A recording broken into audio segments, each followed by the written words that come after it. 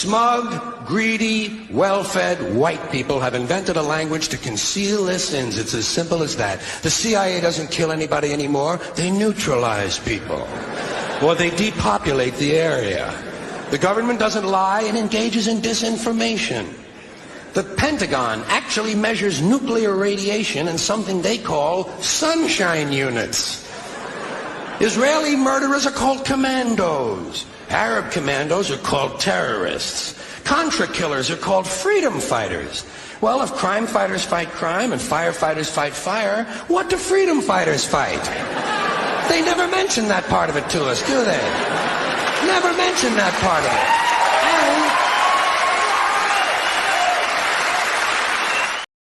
it. Welcome, everybody, to the show, Palestina Libre.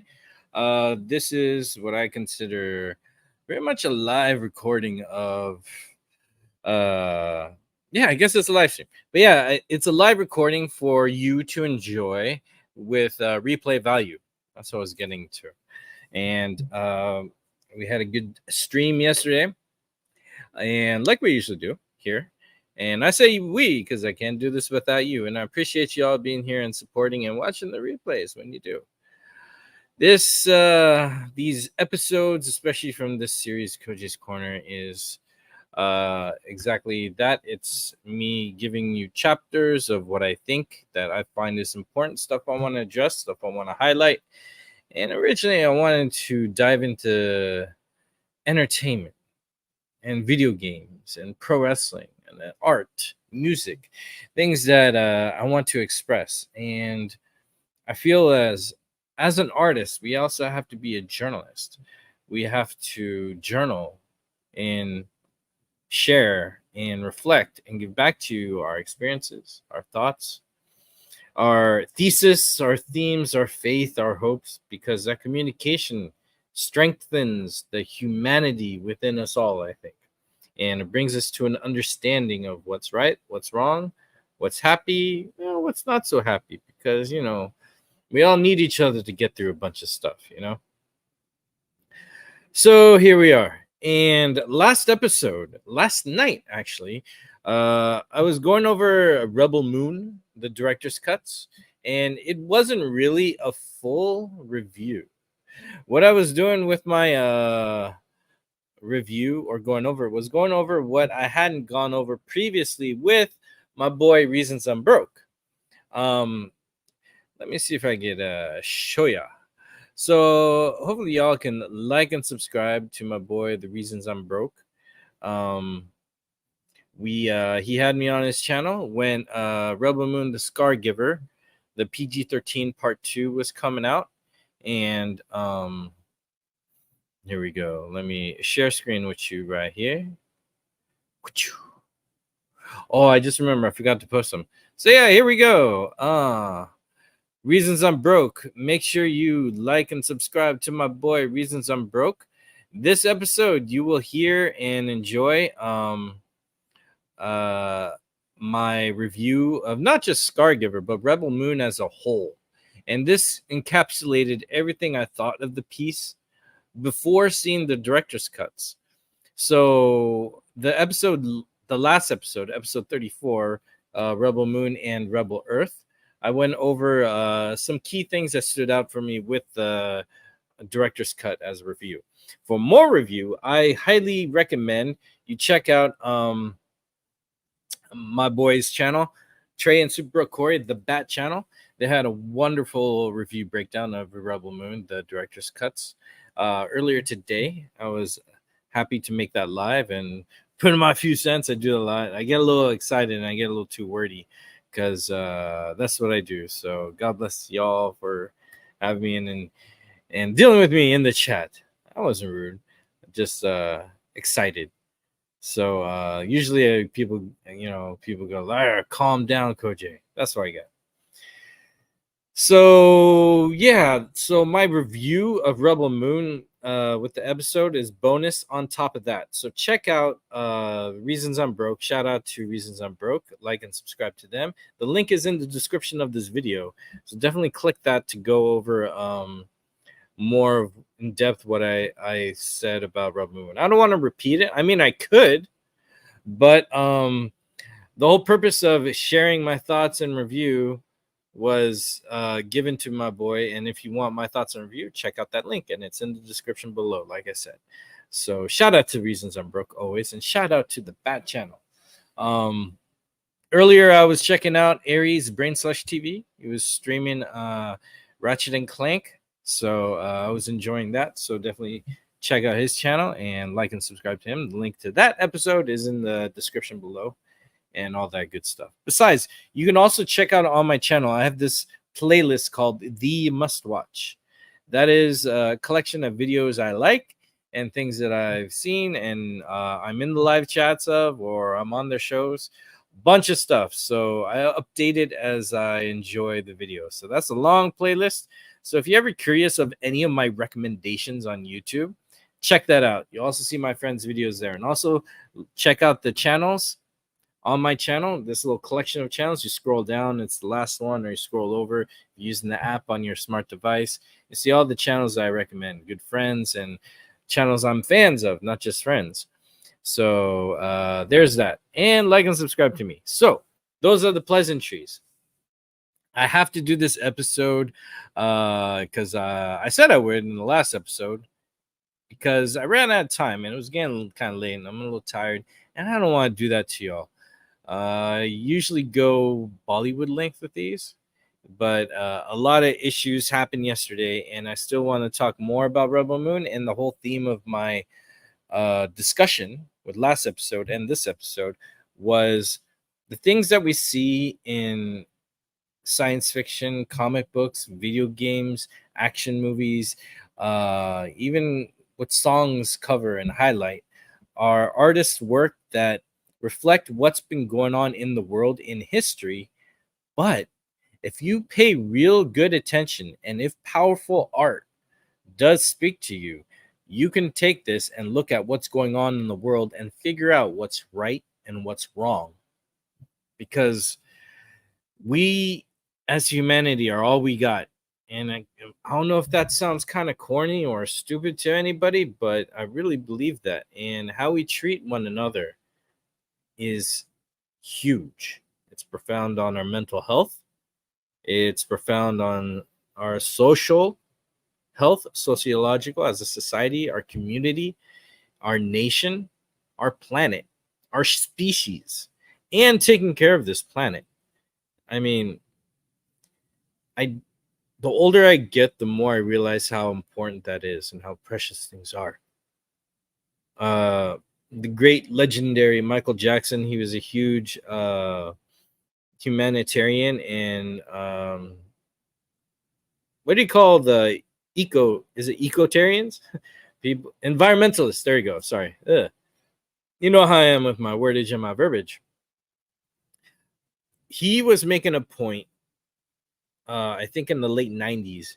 He was very concerned about certain things going on with the environment, where our societies are doing such damage that there is irreversible damage going on to our environment. And that is very concerning and problematic. So we have to be more aware of what's going on. We can't just be inside our bubbles, just wanting to be entertained all the time, giving our money to commercialism and materialism, and hopes that what we invest in entertainment and merchandise will then make us fulfilled and happy. That stuff is great and fun. But really what makes us happy is how we live with one another, how we treat one another, how we take care of our families, how we make friends, how friends, we have the friends family situation, and or sometimes we're just alone and we need to reach out to someone and we need that entertainment connection. But still a reflection of that human society, that where we're all connected. And what the problem is you see a lot of dehumanization in certain nations and people, because there's something to rip from that. There's something to make money from that. And we see that in the movie Rebel Moon of the Imperium, this mother world empire that is in strict tyrannical genocidal control of the galaxy and parts of the galaxy. It looks like they have massive control, and all the outer rims and planets and systems are feeling their wrath as they appear there, and nothing good happens. It makes me wonder what the mother world is like. It's probably is it a utopia like Coruscant in Star Wars, where few battles have made it to Coruscant, where it's just this exciting nightlife, New York City, Las Vegas, Tokyo party town with privilege left and right? Or do they have a society where people are beneath them, enslaved? We'll know more. I mean, make Rebel Moon 3, like that hashtag from the Bat Channel said. And also, I want to, before we get into more stuff, I do want to make it clear that my stance to free Palestine is crucial to everything I've been seeing and keeping my awareness going and keeping as much up to date of what's going on, specifically in that part of the world, since our country is funding it, funding a genocide. 306 days, I think, around that, of a genocide going on. We talk about horrors in the Holocaust in Nazi Germany and how bad that is. And it's been my understanding that we recognize how awful that is. Yet, for 76 years, close to, since 1948, the first action of a genocide to establish that terrorist state happened and continued to grow. When you catch up to everything that's been going on, it just never ended. There were just breaks and moments of peace, but there's been bombings and massacres. 2017, 90s, 80s, 70s, 60s. So many people have been killed to expand land to create a region that was never originally there and never intended, even by God. See, when God said he promises you a land, Jesus Christ, peace be upon him, is not talking or wasn't talking about any geographic location. It's heaven, ladies and gentlemen. But I'll leave more of that to the spiritual leaders when we go on that topic. So my thing is, I cover and I mention this specific topic that weighs heavily on my heart with what's going on in Palestine. And killing innocent men, women, and children is wrong. And this occupation has gone on too far along. I don't know if you know, but occupations are meant to be temporary. And when another nation occupies a group of people in another region, it is their job to take care of those people, not treat them like an open-aired prison, as we know Gaza is. And by the way, if this is all new to you, I implore you to check out my Instagram, check out who I follow, check out the shares I do there, and check out my previous content as cliff notes, and then go from there. It doesn't take long to catch up on what's really happening in the world. Hell, when I got back from my vacation on October 13th, was it then? 2023? I was waiting in the airport in Seattle to come back to SoCal, to LA, you know, where I live. And I'm just, well, I took a lot of naps because I was tired. But in that time, waiting for my flight, like waited 4 hours for flight, and then I think I slept on the flight. I don't remember the flight. But waiting in the airport, I was talking to this wonderful lady about just how prejudice and racism is such a governmental fake ideology to tear people apart. And this woman's ethnicity was Caucasian, if that matters. And she was telling me how she travels the world and she met so many people. And I haven't traveled the whole world, but I've traveled enough, and I met so many people. And we're sharing what we've learned, and it was such a beautiful kindred spirit conversation.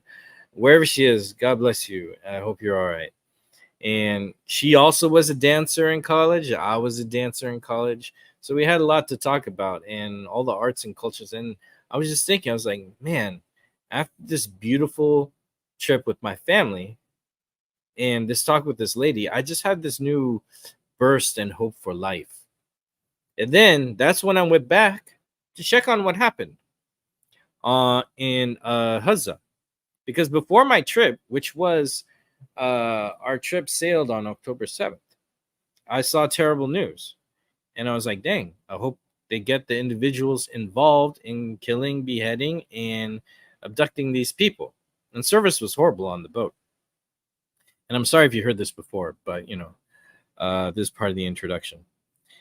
So one of my friends was distraught. I sent her a message saying, hey, hang in there, justice will prevail, Then the next day, I looked in to catch up on it, and the first thing I read was that the incident of beheaded babies could not be confirmed, and that certain things did not happen, and that people were abducted.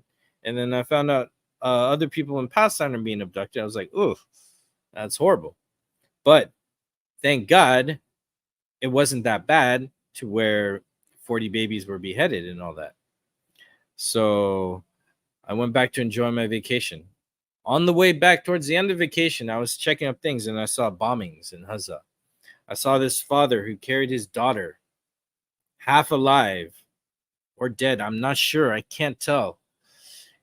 And he was giving the peace sign like, oh, we will have victory. We will have peace. Mark my words. This is wrong. How could they keep killing us and stuff like that? I was like, dang, this is horrible. What happened? I thought they figured out who did it, and why are they bombing civilians in Palestine? How is bombing civilians stopping a group that took Israelis as hostages? I couldn't understand that, and I still don't understand it, because collective punishment is illegal and wrong. Legally and morally is wrong. There's a report I was reading 2 weeks ago, or it was a month ago, something like that, of these 4 soldiers who in Afghanistan, 4 American soldiers in Afghanistan, made a game where they were shooting and killing civilians. And as they killed them, after they killed them, they would cut a finger off and use that as a trophy. These 4 soldiers were caught, and they faced, the law for their crimes. And that's good. So I bring that up because think about how this government of Israel is going about this Hamas hostage problem. What they're doing is attacking civilians for a group taking hostages. So imagine that incident with the 4 U.S. soldiers killing civilian Afghan people.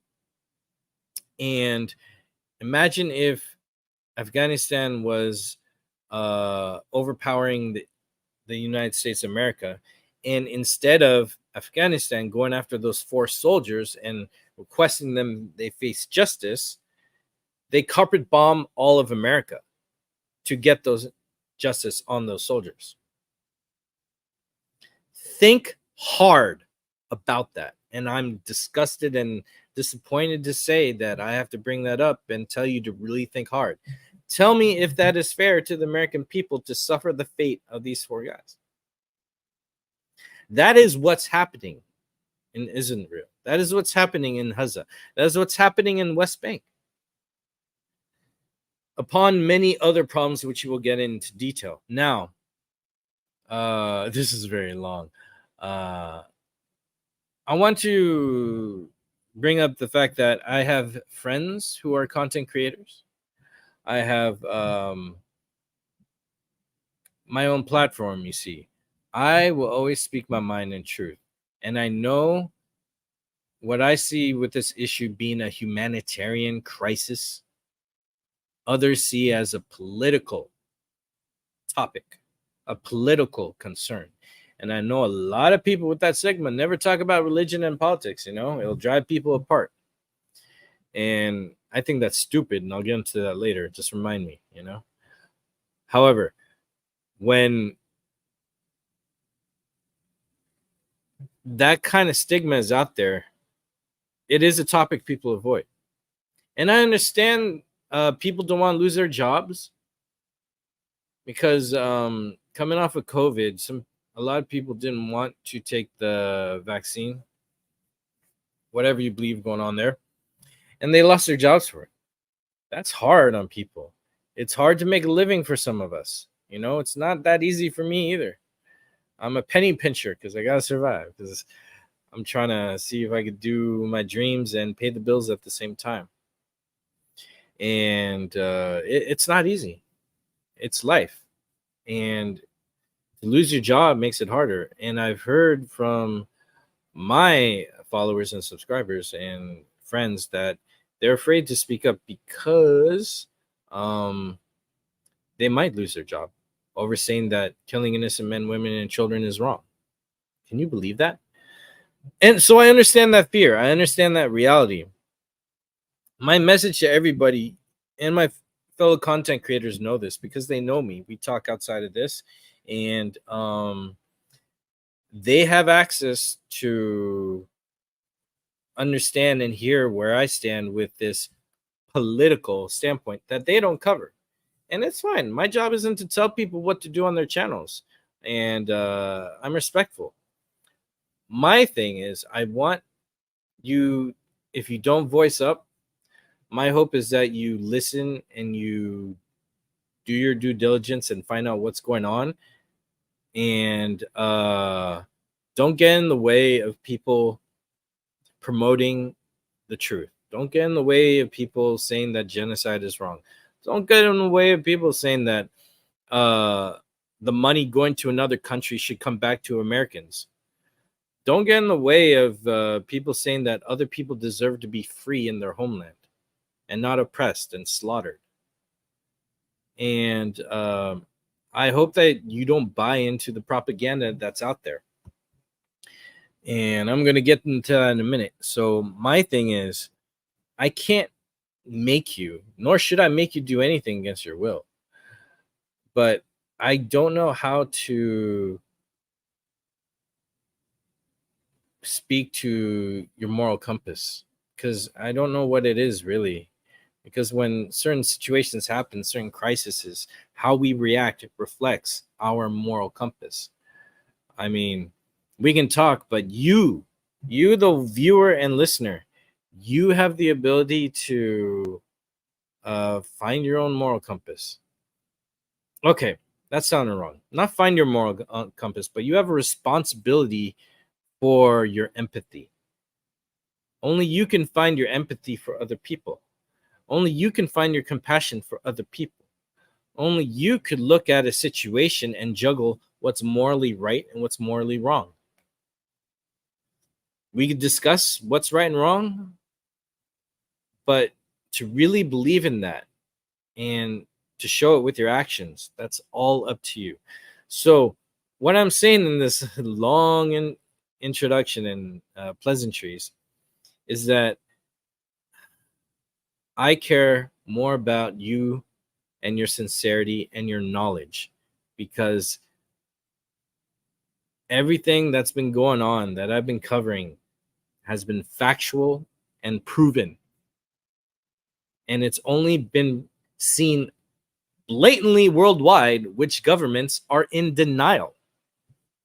So you could side with the government that preaches denial, or you could side with the truth. I love this country. I love America. I'm American, and I love the American people. My problem isn't America. My problem is the politicians in America, the ones who sold out to another country. In fact, you may see a politician on this side or that side. But I just see all of them as traitors for one side, and that side is not America.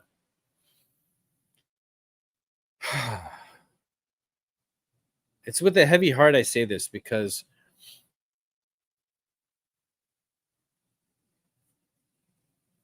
when talking about a movie like Rebel Moon, and we say that I hear people, and it's from multiple people too, that it draws from history, which I have no shadow of a doubt it does. However, the events that they're saying Rebel Moon draws from history is actually also happening in real time in Huzzah. And we'll go into that detail. I'm just saying that if you think, like I ignorantly thought once upon a time, that all this horrible Holocaust and genocide, ethnic cleansing, dehumanization, occupying people, torturing people, killing innocent men, women, and children, and finding political propaganda and jargon to justify it is a thing of the past, then you have a really rude awakening, just as I have. And it's a huge responsibility to be aware of that, especially as an American who has the power of free speech for the time being. Even that's being threatened and trying to be taken away from us. Again, we'll get into that later. If not this episode, more. I'm going to keep talking about this, and I'm already shadow banned. So, because I know Google owns YouTube, and Google is Zionist friendly, which makes searching for the truth harder. But you can, again, follow people like me. But, well, okay, let's take that back. You don't have to follow people like me, but follow the people I follow and suggest, especially on my Instagram and socials. And previous videos I've promoted other channels to do a great job, like Moham's on Instagram, Owen Jones here on YouTube, Greg Stoker, the former military personnel who's going over all this stuff wonderfully in his podcast. Follow those people. They've been going at it for a long time, and that's where I get a lot of information from, in addition to my own research of following credible journalists on the ground, witnesses, and victims that are showing the truth, not someone in some corporate office who's told to lie about the truth. There's a lot of intelligent people in in government, and I can see why they're hired. They're to use their intelligence to find a way to advertise to you a lie as a truth. And it sounds very conspiracy theory saying that, but when you catch up and see and read everything I hear, then you'll know. Because every time I'm noticing I haven't talked to much people about this yet, but when I talk to a new person, or anytime someone does come up with this subject, they bring up certain details, and then my reply is a mixture of correction and more information, and then they're usually either shocked or it hits them because I hear them go, oh, I didn't know that, or it goes against what we were programmed to think, and then we just don't go there or respond at all. It's like a shutdown. It's like computer malfunction or something like that. And I don't mean that in a bad way, but when I hear that the atrocities of what's going on in Huzzah is not addressed, but horrible things like what's going on in Huzzah, like Nazi Germany and that Holocaust there, where that's considered, part of history, and it is, but ignoring history being repeated today, it doesn't piss me off when I hear that. It doesn't anger me when I hear that. It breaks my heart when I hear that, because it is that level of knowledge and awareness that allows these atrocities to happen. It's what allows Noble in Rebel Moon to throw his weight around and be empowered. And Rebel Moon, as much of an action Seven Samurai story, sci-fi story that it is, which is along the tone of 300 meets Watchmen in a sci-fi Seven Samurai way, that the world around him and the villains reflect heavily of what's going on in Huzza right now, painfully, and the rest of their world domination things to make the great Israel, which I've shown. So ignoring that fact just doesn't take the merit and the powerful message that is embedded in powerful art, like directors that Zack Snyder do when they make films and give us something rich and layered in themes and characters and the story of resistance and battle against an oppressing force. This is heavy, heavy stuff, as much as it's lighthearted and entertaining, but the stuff in it, even the gore, is realistic to what's been going on. I did get angry today, and I'll tell you why. So I trying to get back into shape. Yeah, I may look good because my arms, they look great here, but this camera, it does this fisheye thing. Like, look how big my hand is. This is my hand to my face, right? Look how big it gets. It gets huge, right? So when I do stuff like it just looks like I got guns. I'm in shape. I look better in certain angles. I'm sure if I went a better back angle, you could look crazy. So yeah, I said I worked out, so you can see I got abs. I'm kidding. This is a shirt. But anyways, yeah. So I finally got back in the routine of going to the gym. I've been doing workouts at home, but since I am paying $24 for gym membership a month, I should go, right? Or cancel it. So before I cancel it, I was thinking, I should give my gym a shot.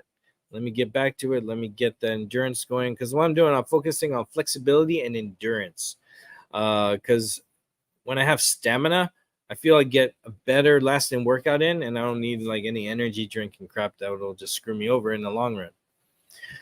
So I get to the gym, I'm feeling good. So I just go on the treadmill. And what I do is I just walk for a while, increase the incline, speed the walk, and then I just do that for a bit just to get a basic heart rate going.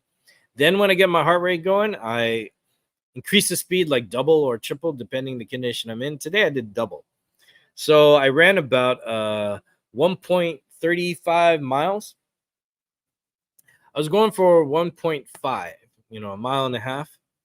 Then, I start huffing and puffing. So I was like, I don't want to hurt myself. Once I did hurt my back. It was at a gym at night, and this gorgeous woman, at the time I was 32. She looked like she was 28 to 31. She got next to me, and she just did her thing. And, I did notice that she was attractive. And me at the time, I don't know why, it's a guy thing. I subtly wanted to show off. So I increased the speed. I was like, running. I was like, dang, I'm going to show her how endurance I am. I don't know why, because maybe she'll be impressed. Things as dudes do or have done in the presence of what we perceive to be a beautiful girl, a woman, lady, silly. Anyways, I was doing it so much. I felt a pinch in my lower back. I was like, and of course it was on the left side. And then as I was hoping to impress her, it turned into my hip and wobbling off, trying to still look cool. Anyways, I'm not about that crap at all. So I'm just going to the gym now. And my first day back, I go on the treadmill.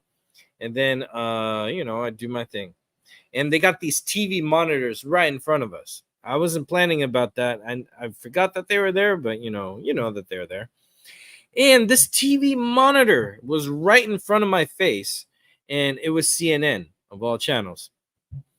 So they were actually covering the attack on an Islamic school yesterday. Now, before I started my stream yesterday, I did mention that 10, 20 minutes, something like that, that a report came out that Israel bombed another civilian target. It was an Islamic school, killing 100 to about 120 innocent civilians. And man, these things anger me. They bother me. They break my heart. So I was going to look into it afterwards, and I still have been up to now. So this news report on CNN was covering it. And what the headline on the bottom said was that Israel bombed an Islamic school because a Hamas leader might have been there. Might. And they said that they could not confirm if that leader was there or not. They couldn't even say the name of this leader. So you're going to think, so let's play with that rationale. Let's pretend that's true. If someone might be there that you're trying to kill, and there's a bunch of people there, and you can't confirm that that person's there, so you just bomb the place anyways? Again, think about this, people. Think about this. The strategy, is that really a sound reason to kill innocent civilians? For a person that's dangerous, you can't even name, they'll probably come up with something later like they have before, because this is the same pattern. They think someone of danger, of threat, of power is there, maybe, might be, and then you're like, okay, we'll just bomb everybody. If he's there or not, maybe we got him, I don't know, but then 100 civilians are dead with bombs. They were praying, doing the morning prayer.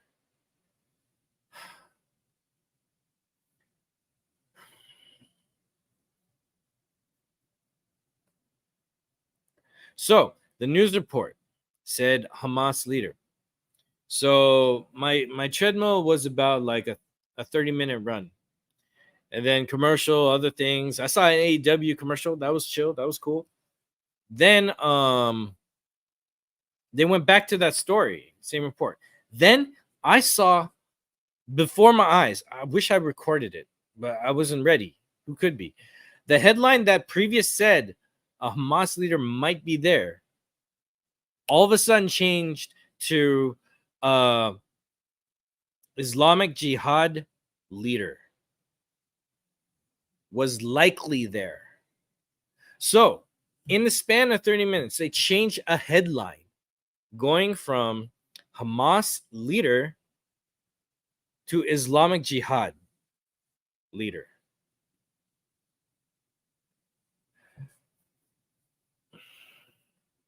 Now, I don't know how much you know about the resistance. There's a lot of resistance. There's several resistance for groups in Gaza, fighting back against the occupiers and the oppression. There is no, to my knowledge and understanding of everything I've been studying, of what's been going on in the past and present, there is no Islamic Jihad group. That is some Islamic racist jargon, BS propaganda ploy that is thrown at the American people so we could dehumanize and not care about innocent Middle Eastern people, not care about Arab people. So then when they're killed, you're probably thinking, good, they're all extremists. There's little to no Islamic jihadist groups, despite what you think. I'm not saying that there aren't any, but in that region, there isn't. That's another jab at the truth. That's another dehumanizing tactic. And I saw it change. They changed from Hamas, changed to Islamic Jihad. Why? Because what's going on in UK? There's Islamophobia on a rampage because a horrible person did a horrible thing in killing children, which is horrible. Thank you. You know it's horrible to kill children. Oh, but when you kill Palestinian children, you're just numb and dumb. Why? But anyways, a killer no matter what their religion is bad. How many killers that we know in America are associated or believe in Christianity? Do we punish Christianity because a Christian was a killer and murderer? No. So why are you doing that and making that assumption with Islam? Oh, and throwing immigrants too. And you see videos where they're like, whoa, all these people in masks and weapons. Where are the cops? Well, guess what? Some of the cops are probably integrated, dressed up as them, trying to instigate more violence and terror, just like the BLM protests here, where it came to the news that some police officers were dressed up as protesters and were doing damage to buildings and causing violence in the area around. Some run up and pepper spray a child in front of their family and run off to instigate shit. A lot of the riots that happen, not all of them, you can't talk in definite or absolutes, but several of the riots have been started by governmental goals and all that. And that's not a conspiracy theory. When you see what's going on with the BLM protests and all that stuff, and when they expose some of those police officers, and then you see the same types who walk around with the neo-Nazi flags and all that, yo, people are pulling the strings and trying to get us to go up against each other. But I'll get into that later. Back to the CNN thing. They also reported that 90 civilians were killed. 90. So the report is 100 to 120. I'm going to look back and see what the real report is, because it's difficult, because the people who are dead are barely all together. Like, I mean, their body parts are dismembered. Like you saw in Rebel Moon, how some of the laser blasts, the plasma blasts, were blowing up body parts and half of the body or the full body. That's what happened in Gaza. That's what's been happening in Gaza. This particular attack yesterday did exactly that. It blew up body parts and pieces that people in Gaza are having their family members in bags, pieces, trying to figure out who they are. So our news reports 90, because I guess 100's bad. So drop it down by 10. Then at that part where they changed it from Hamas leader to jihad, Islamic Jihad extremist leader, whatever, the number went to 93 in the span of 30 minutes. Trying to rewrite what's going on is exactly what's going on with what George Carlin, the great George Carlin, in that clip I showed in the beginning of this video. Hopefully YouTube doesn't let me take it out. I love George Carlin. He's one of my favorite comedians and human beings. You know, God bless him, man. Rest in peace. So that was a bit of a rant. So that pissed me off, and I was like, oh, I'm definitely going live tonight, because I said I would. And also, following up on the bombing, I still see that our government, with the news media, which is also part of Hollywood, is changing the narrative before our eyes to cover up for what the whole world already knows, that an era in this day and age, that there's a regime just as bad and definitely most likely worse than Nazi Germany. Because in World War II, Nazi Germany was stopped. Today, Zionist isn't real, is not stopped. It's encouraged, it's supported, it's funded, it's immune to international law, apparently. Our government keeps vetoing it. What's this world come to? What's this country come to? It's always been like this. I've been asleep for far too long. Someone on Instagram said, well, where were your voices when the Armenian genocide was going on and everything? And I'm going to say to you right now, like I said then, Well, I couldn't say then. I'm blocked because I did the reply and said no, you still can't reply until this date. I'm like whatever because I'm restricted and shadow banned for speaking the truth. So the thing is, I was telling him is like, yo, I was asleep just because people who are waking up now to the atrocities that our government is funding, that we have to give up because we didn't before. How does that make sense? When you realize what's wrong and who's bad, you should never give up. That's when you awaken and you stand up to make sure that whatever happened in the past never happens again. See, the Holocaust should never happen again to anyone.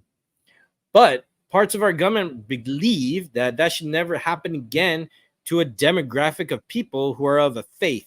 A faith is not an ethnicity, but they're treating it like so as an excuse, I believe, as a victim card to create this supremacy state with a few token supporters. See, supremacy just needs that ideology to thrive. It's come to the point now where people of color or people not of whatever that ethnicity superiority is, because over the history of time that's changed. But right now, it is that white supremacy that people of color can support as long as you bow down to the white supremacy. And I've heard that from fellow brown people. And I'm just like, wow. Now, the people who are for all humanity and no racism, people who are against white supremacy, people are against any supremacy, are white, black, brown, Asian, everything, every single human being, because people who are against prejudice, like me and like you, I pray and hope to God, the color, the pigmentation of our skin doesn't matter. The fact that we're human beings and we're striving to be good people and coexist with one another for each other, that's what matters. But peace and harmony, I guess, is not profitable. You know, there's a lot of money going into war. You get like what? I need to see the thing, but you get an expensive jet to drop a less expensive bomb on like a $50 tent of civilians.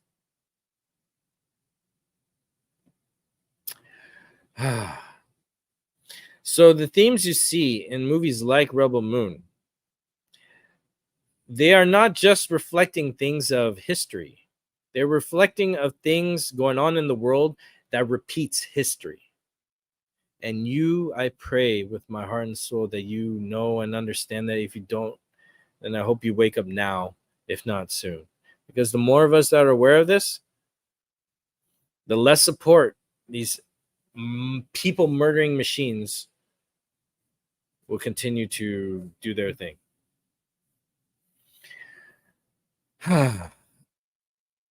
So, in addition to what I want to go over, I have a bunch of clips I always wanted to talk about, and I put them in a certain order, and I'm gonna play them just kind of like, my boy Film Gob. He made these videos out of context about certain things going on, and with Snyder, the Snyder Cut, release the Snyder Cut community, and other entertainment things. It was these snippets of clips. So what I want to do is I want to go through. I'm going to share with you. We're going to take a trip down memory lane because I want to help you catch up with what's going on. And there's a lot of beautiful, profound things and ugly truths that you're about to see. I might change this video to where you need to be 18 and over to see. I do apologize ahead of time. There may be graphic content and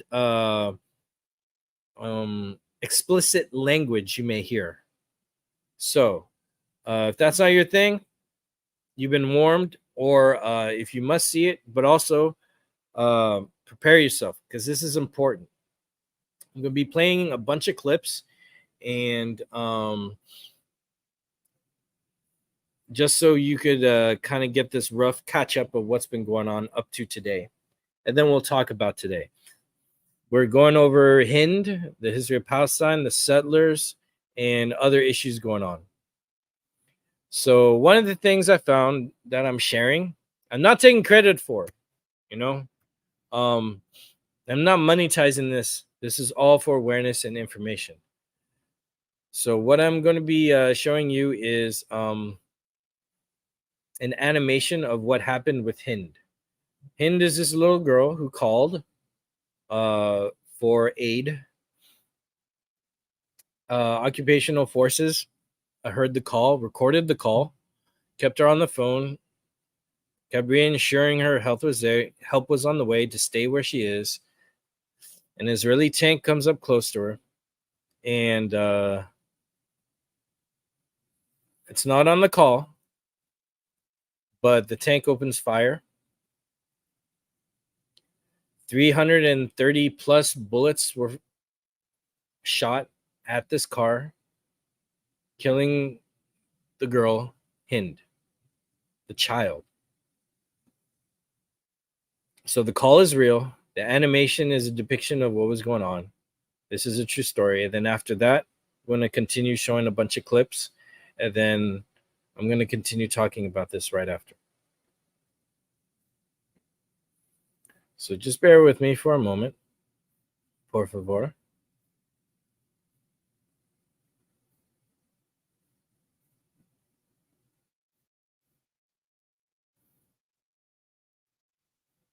All right, thank you.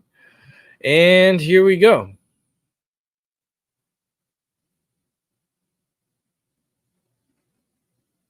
So again, we're going to be seeing a bunch of clips that happen in random parts of time that I feel is important, that I always wanted to cover on my channel. And I want to cover it all because every day something new and horrible is happening. And I'm going to try and do more of this coverage on my channel on top of all the other entertainment things I capture. So we're beginning the series of clips, starting with this animation for what happened to Hind.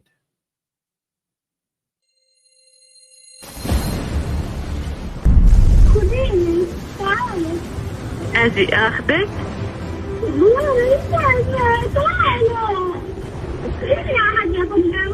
حبيبتي طيب ما أنا يا حبيبتي رح أجي أخذك. هلا عمو من الهلال عماله عم بنصك عشان إحنا نقدر نيجي ناخذك.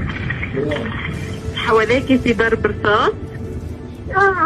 خديني يا حبيبتي والله بدي أخذك بس مش بإيدي هلا. نحكي بسم الله الرحمن الرحيم. الحمد لله رب العالمين. برافو عليكي هيك حافظة. ميتين؟ وهم هلا معك بالسيارة؟ وين انت هلا محمية؟ بالسيارة الضباب جنبية. خليكي يا عمري بالسيارة. أنا حتمني فاتحة الخط معاكي، أتمني أحكي معك، ما بدي أسكر التليفون. تمام؟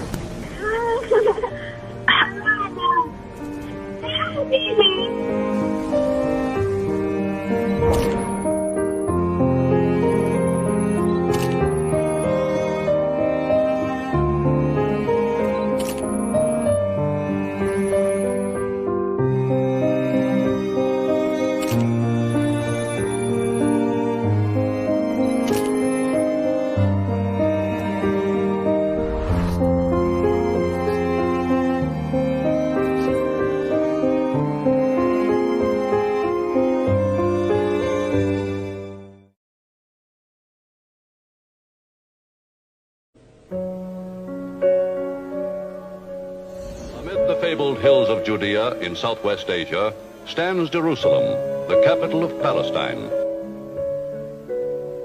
Palestine was a thriving, populous country with a strong economy, with a political life, with a very strong culture, very diverse, very tolerant, going back as far as history can record.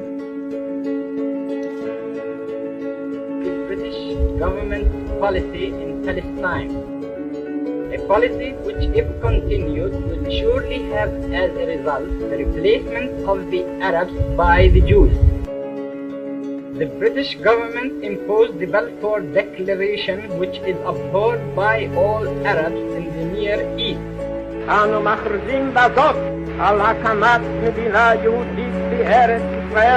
As a new Jewish state is born. It's the Nakba, which means catastrophe in Arabic. A world story that will not put up with gas game battle dress, determined to defend the state after so much of struggle and effort and sacrifice and longing, prayer through the centuries, that finally by the grace of God been reconciled. Stop the war in Palestine.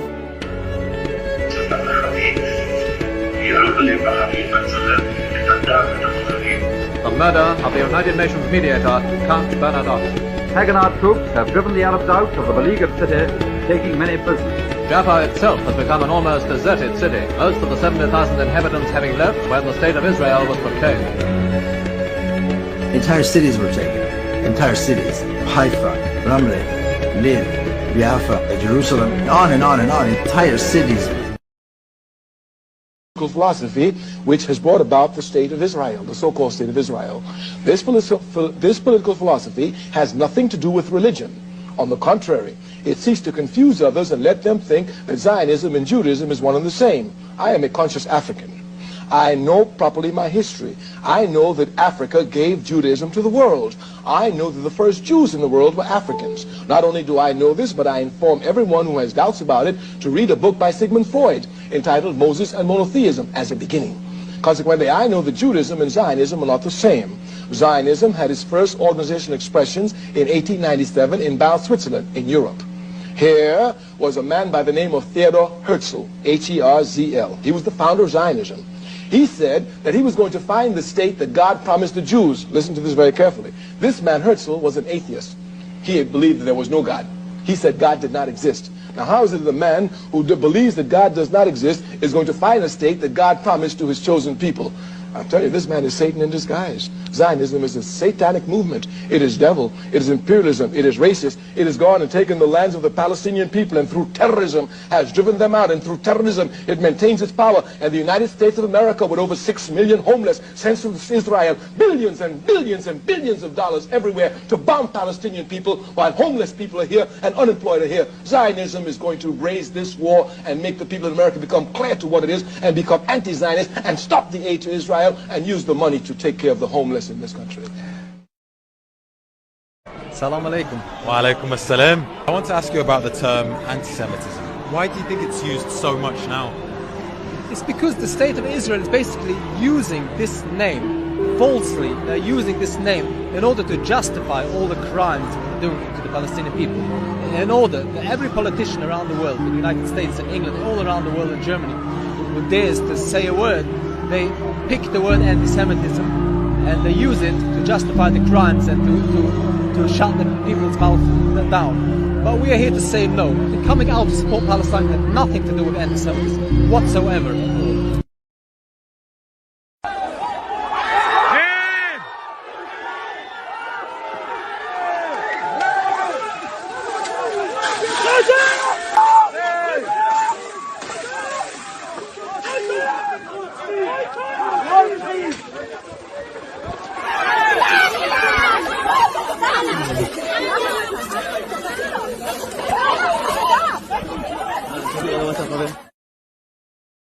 You had a message to the Palestinians. What would you say to them? We cry together with the Palestinian people.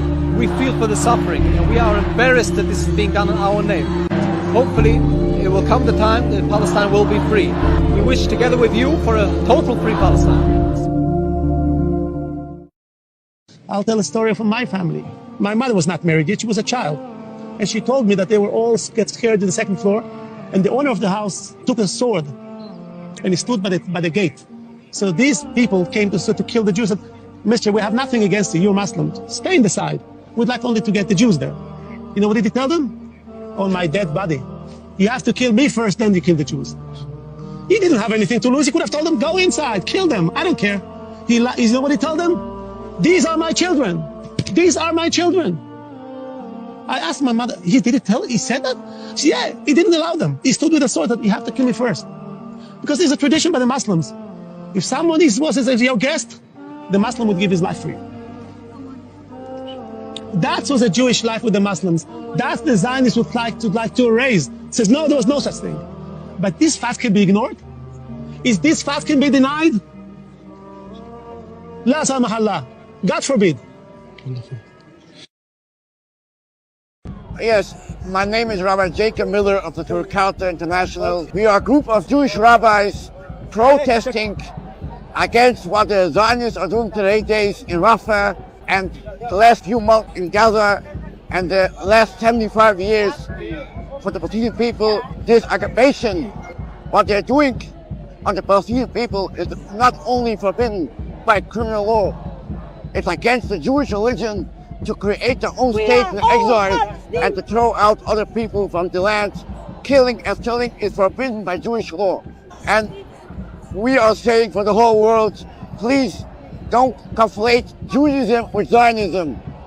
And don't conflate with anti-Zionism with anti-Semitism. So the opposite, being against the Zionists, is not anti-Semitic at all. It's just standing up for justice and for peace. Jewish people all over the world demand a free Palestine, a total ceasefire, and a total free Palestine soon nowadays, and we pray for a peaceful end of occupation of Palestine. I'm going to say something because I think a lot of people aren't going to understand it, unfortunately, unless a white person says it. You understand the point of violent resistance. You understand this because you live in states like Texas and Florida where stand your ground laws exist. If someone breaks into your home and kills someone or tries to steal from you, you can shoot them dead and the state will support you. The law will protect you because that was your home and your family and your belongings. Then we watch an entire population, over 1 million homes destroyed, over 30,000 dead. Someone walks into a Palestinian's home, steals their house, kills their family, and then when they turn around and the only forms of resistance available to them as they scream and broadcast their terror to the entire world, standing by, doing nothing, is to pick up a rock or join a resistance group, and then suddenly they're terrorists and we want you to be free, just not that way. This is not about the violence. This is about white privilege. No, you were the bitch in the civil rights movement going, I don't believe in slaves, but my neighbor's grandfather was a slave owner and we have tea on Fridays. So if I take a stance on this, I might not get invited to Friday brunch anymore. Like, fuck you. Like, I'm not calling for violence. I'm saying that people can't say violence is not the answer when historically violence has been the only thing that moved the needle in any resistance movement ever. The point of protest is disruption. If you do not disrupt the people and systems that benefit from keeping everything the way it is, they're never going to change that system. This is some 101 give a mouse a cookie shit, but here we are.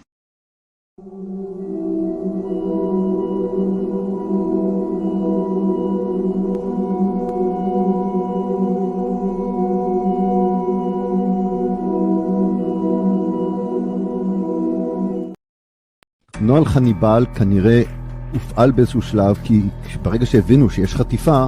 That was Israeli Colonel Nof Erez claiming the Israeli army had implemented a notorious military doctrine known as the Hannibal Protocol. In reportedly following the protocol, the Israeli army is being accused of killing Israelis and non-Israelis alike during Hamas's surprise attack on October 7. The Hannibal Directive is one of the most controversial orders in the history of the Israeli army. It was drafted in mid-1986 by senior Israeli army officials following the capture of 3 Israeli soldiers by Lebanon's Hezbollah. Members of the brigade saw their comrades being taken away and therefore did not open fire. The directive was created in response to this incident to ensure that a similar event did not happen again. Standard Israeli army procedure forbids soldiers from firing in the direction of their colleagues, but the Hannibal Directive allows for this order to be suspended. The aim is to prevent Israeli troops from falling into enemy hands in order to leave no scope for negotiation. or room for Israeli soldiers to be used as bargaining chips. The Hannibal Directive was shrouded in secrecy by the Israeli army until 2003, when a letter to Haaretz by a military reservist exposed the policy. It sparked global criticism, with experts raising questions about the legality of the procedure and its violations of international laws. The directive was last invoked in 2014 when on August 1st, the Israeli army killed 150 people in one day during its war on Palestine's Gaza, sparking accusations of war crimes against Israel. The policy was supposedly suspended in 2016. פה זה היה חניבל המוני, זה היה המון פתחים בגדר ואלפי אנשים על כל סוגי כלי הרכב למיניהם שהיו גם עם חטופים וגם בלי. Yasmin Porat, who survived the kibbutz Be'eri attacks, has also accused the Israeli army of invoking the directive. הם נהרגו מהחילופי ירי, תבין שהיה חילופי ירי מאוד מאוד קשים. זאת אומרת, יכול להיות שזה כוחותינו ירו בהם? כשניסו לחסל את החוטפים, את החמאס? הם חיסלו את כולם, כולל בני ערובה. כי היה שם חילופי ירי מאוד מאוד קשים. The claims were reiterated by British author and journalist Jonathan Cook. The Hannibal Directive enacted at Kibbutz Be'eri was likely to have been applied as policy towards Israeli civilians captured by Hamas and held hostage in their own homes inside Israel. The debate around whether Israel used the Hannibal Directive comes after accounts from witnesses indicated the army's role in the high death toll at Kibbutz Be'eri, and reports emerged of Israeli military helicopters using artillery against civilians at the Nova Music Festival. These revelations counter the army's claims that Hamas was responsible for the deaths of approximately 1,200 Israelis. If you were unsure about how you felt about Kamala Harris and the stance that she would take on the genocide in Gaza, I really need you to listen to this statement being read in full, because it makes clear, with zero room for ambiguity, where she stands. Statement from Vice President Kamala Harris today. Yesterday at Union Station in Washington, D.C., we saw despicable acts by unpatriotic protesters and dangerous hate-fueled rhetoric. Lies and smears on the American people. I was at that protest yesterday in D.C. What was being screamed, what was being chanted was free Palestine, stop the genocide, arrest Netanyahu. That's what it was. How is that unpatriotic? How is that hate-filled? Do you understand the gaslighting here? The gaslighting and the throwing under the bus of her own citizens in order to defend a foreign war criminal. Because she's saying that it's hate-fueled and unpatriotic to criticize a genocidal monster who has overseen the slaughter of over 180,000 innocent Palestinians, and then walks his ass into our Congress and lies for an hour straight. Oh, no, but it was not enough for him to smear and lie on the protesters. She had to join in. Also, understand the actual dangerous game that they're playing with saying things like that. It is our First Amendment right to protest. It is not my obligation to stand for the genocidal Israeli regime. And yet, when you say things like unpatriotic and dangerous hate-fueled rhetoric, you are setting it up that way because you want to be able to marginalize, criminalize, and to make it unacceptable to ever criticize this foreign government's actions. I condemn any individuals associated with the brutal terrorist organization Hamas, which has vowed to annihilate the state of Israel and kill Jews. Pro-Hamas graffiti and rhetoric is abhorrent, and we must not tolerate it in our nation. It's really funny how they keep lying about that, because that's just made up. Saying free Gaza is pro-Hamas terrorists. So what they're saying is, if you oppose the genocide in Gaza, and if you write things like free Gaza, that's unacceptable. That's abhorrent. But allowing a war criminal to sit in Congress and lie to the people that his organizations and lobbyists have paid off and bribed, giving him standing ovations over and over and over again as children are slaughtered, that's moral. That's allyship. I condemn the burning of the American flag. First of all, what happened to I believe in protest? What happened to I believe in free speech? Burning the flag is protected speech under the First Amendment. That's number one. The flag is a symbol of our highest ideals as a nation, and the promise of America should never be desecrated. And also, just like a side note, this isn't that important, but the person who actually burned the American flag was an op, okay? They weren't even one of the pro-Palestinian protesters, but they were an op so that Kamala Harris would come out and put out that statement. And by the way, spare me the our highest ideals as you're defending a genocide. That's what you're doing. You're literally defending a criminal regime that has warrants out for its arrest and just got ruled as an apartheid state by the ICJ and just got ruled as an apartheid state by the International Criminal Court. But you want to talk about highest ideals?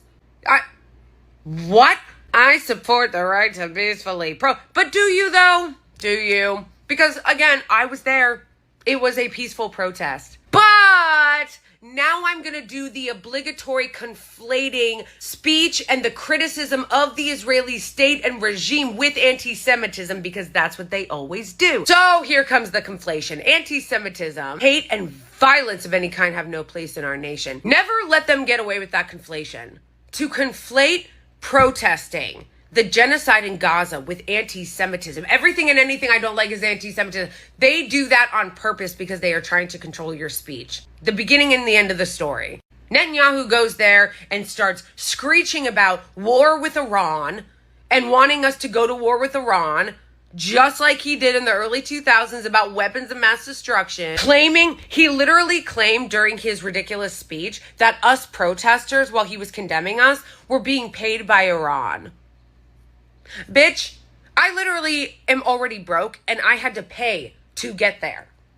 I had to pay to get there. Where's Iran anyhow? Where's my reimbursement? I checked my Venmo, I ain't seen shit. It's so ridiculous. But again, there is a purpose for that. They do that because they are desperate to go to war with Iran, which I've been saying since October 7th. And one last thing, I want to thank Kamala Harris for this statement because it really makes shit clear right out the gate. I think a lot of people are being swept up in the first woman of color running for president and getting all excited and thinking that she was going to be different than Joe Biden. No, she's not. She is exactly like him. She holds the exact same positions. She's taken over $5 million from AIPAC. And you know what? It's kind of a sad state of affairs because as an American, I think that the fact that we have never had a woman as president, we've never had a South Asian woman, a black woman as president, for that to be an option is something that's pretty cool. I would love to vote for the first black woman as president. But unfortunately, she has decided that she does not want my vote, okay? She has decided. Not me.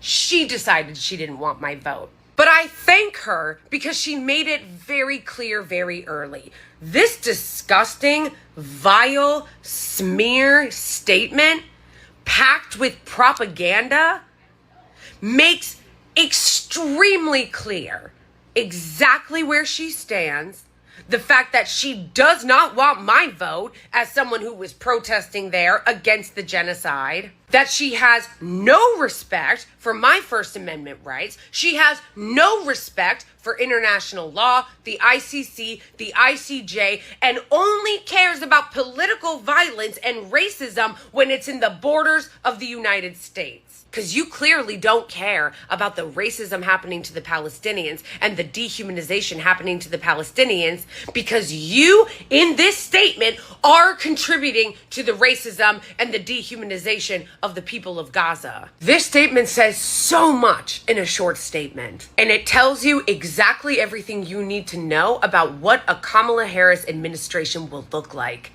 More of the same. It will be more gaslighting, more demonizing protesters who object to genocide and war criminals, more calls for suppression of speech, more smearing of anti-genocide protesters as terrorist sympathizers, and more dehumanization and bigotry against Arabs and Palestinians in Gaza, and the full-scale support, monetarily and politically, of the genocidal regime that is using our tax dollars to carry out genocide as we stand here and pretend to care about freedom and human rights. Many people will be fooled and have already been fooled by the rhetoric and by the glossy photos and ads she's put out. But we know better. Do not be fooled. This is the same administration as the Biden administration and every administration before it. Running cover for a criminal apartheid state and then calling you a bigot if you oppose it. Nah, we're good with all that. We are here today to reject the normalization of genocide. In 290 days, the death toll surpasses 39,000, and according to Lancet, will reach as much as 186,000 deaths. 90,000 injured. 10,300 women killed, 15,700 children killed. This is not normal. Over 152 journalists killed. Over 152 journalists killed, and healthcare doctors 570. 676 injured. Never before have so many journalists been killed. In all the wars put together, 182. This is not normal. Damaged schools, 476. Mosques, 700. Churches, 3. Completely destroyed homes, 153,750. UN staff, 366 killed with their families. And we can say that this is a minimum in terms of approximation because of all the deaths due to starvation, bodies still under rubble, bodies completely vaporized. So these are just low estimates. I would now like for all of you to join me in a message to our brothers and sisters in Palestine. We see you. We see you. We hear you. We hear you. And we will raise your voices. Raise your voices. No one is free until everyone is free. No one is free till everyone is free. The liberation of Palestine. Congress may clap for war criminals, but we the people will bring you to justice. So you're condemning members of Congress for clapping for Netanyahu. Would you also condemn those protesters burning the flag that we just referenced? Flag burning is deemed free speech. I was not at that protest. I did not burn the flag. But let me say, I think it's rich to condemn flag burning, but not child burning. And I think that's what most of the protesters were there for, this incredible genocide. And it's not only that Congress claps for genocide, Congress funds genocide. This genocide would not be taking place without the funding of U.S., without weapons from the U.S. And in fact, at that one particular event that burned something like 45 people alive, right. There were U.S. weapons found there. So I think that's the issue here. But you wouldn't condemn both? You wouldn't condemn both and say that both are wrong? I'm really not so interested in the debate over flag burning. I'm very interested in the debate over child burning. And I think that's something that really deserves our undivided attention right now. There are 500,000 people predicted by the UN to starve to death this month, given the course that Congress has just given bipartisan enthusiastic approval for. It's not only clapping for it, it's standing ovations for it. And this is robbing the American people blind, which is the other part of this discussion. We are spending over half of our congressional budget on these endless wars. Now, both parties disagree with that in the United States, not just Republicans. We just heard a moment ago from the White House on this whole idea not only of Netanyahu being a war criminal, but of war crimes being committed in Gaza from John Kirby. Here's what he said.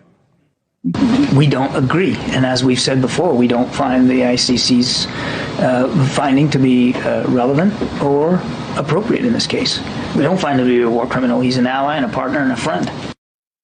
How would you respond to that? Partner, ally, friend?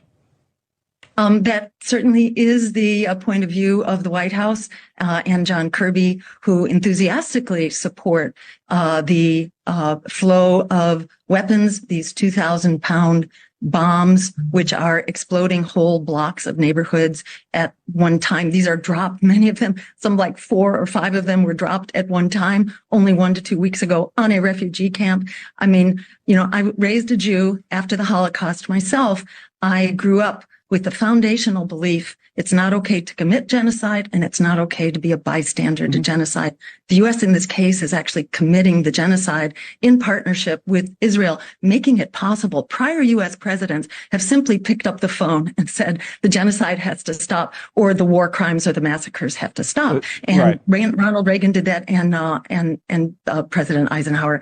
Biden or Harris, you know, they need to do the same thing right now. There's no excuse not to do that. Yeah, Kirby says they don't see it as a genocide. They disagree with that assertion, as you just heard him say. I want to talk to you about the presidential race. In contrast to the American people do see this as a genocide and overwhelmingly want this to stop immediately, want an immediate ceasefire and a diplomatic solution. Let me talk to you about the presidential race for a moment, because, you know, you've been through this before and have had an impact before. When you saw the change, we spent some time talking about these swing state polls and the like for Kamala Harris.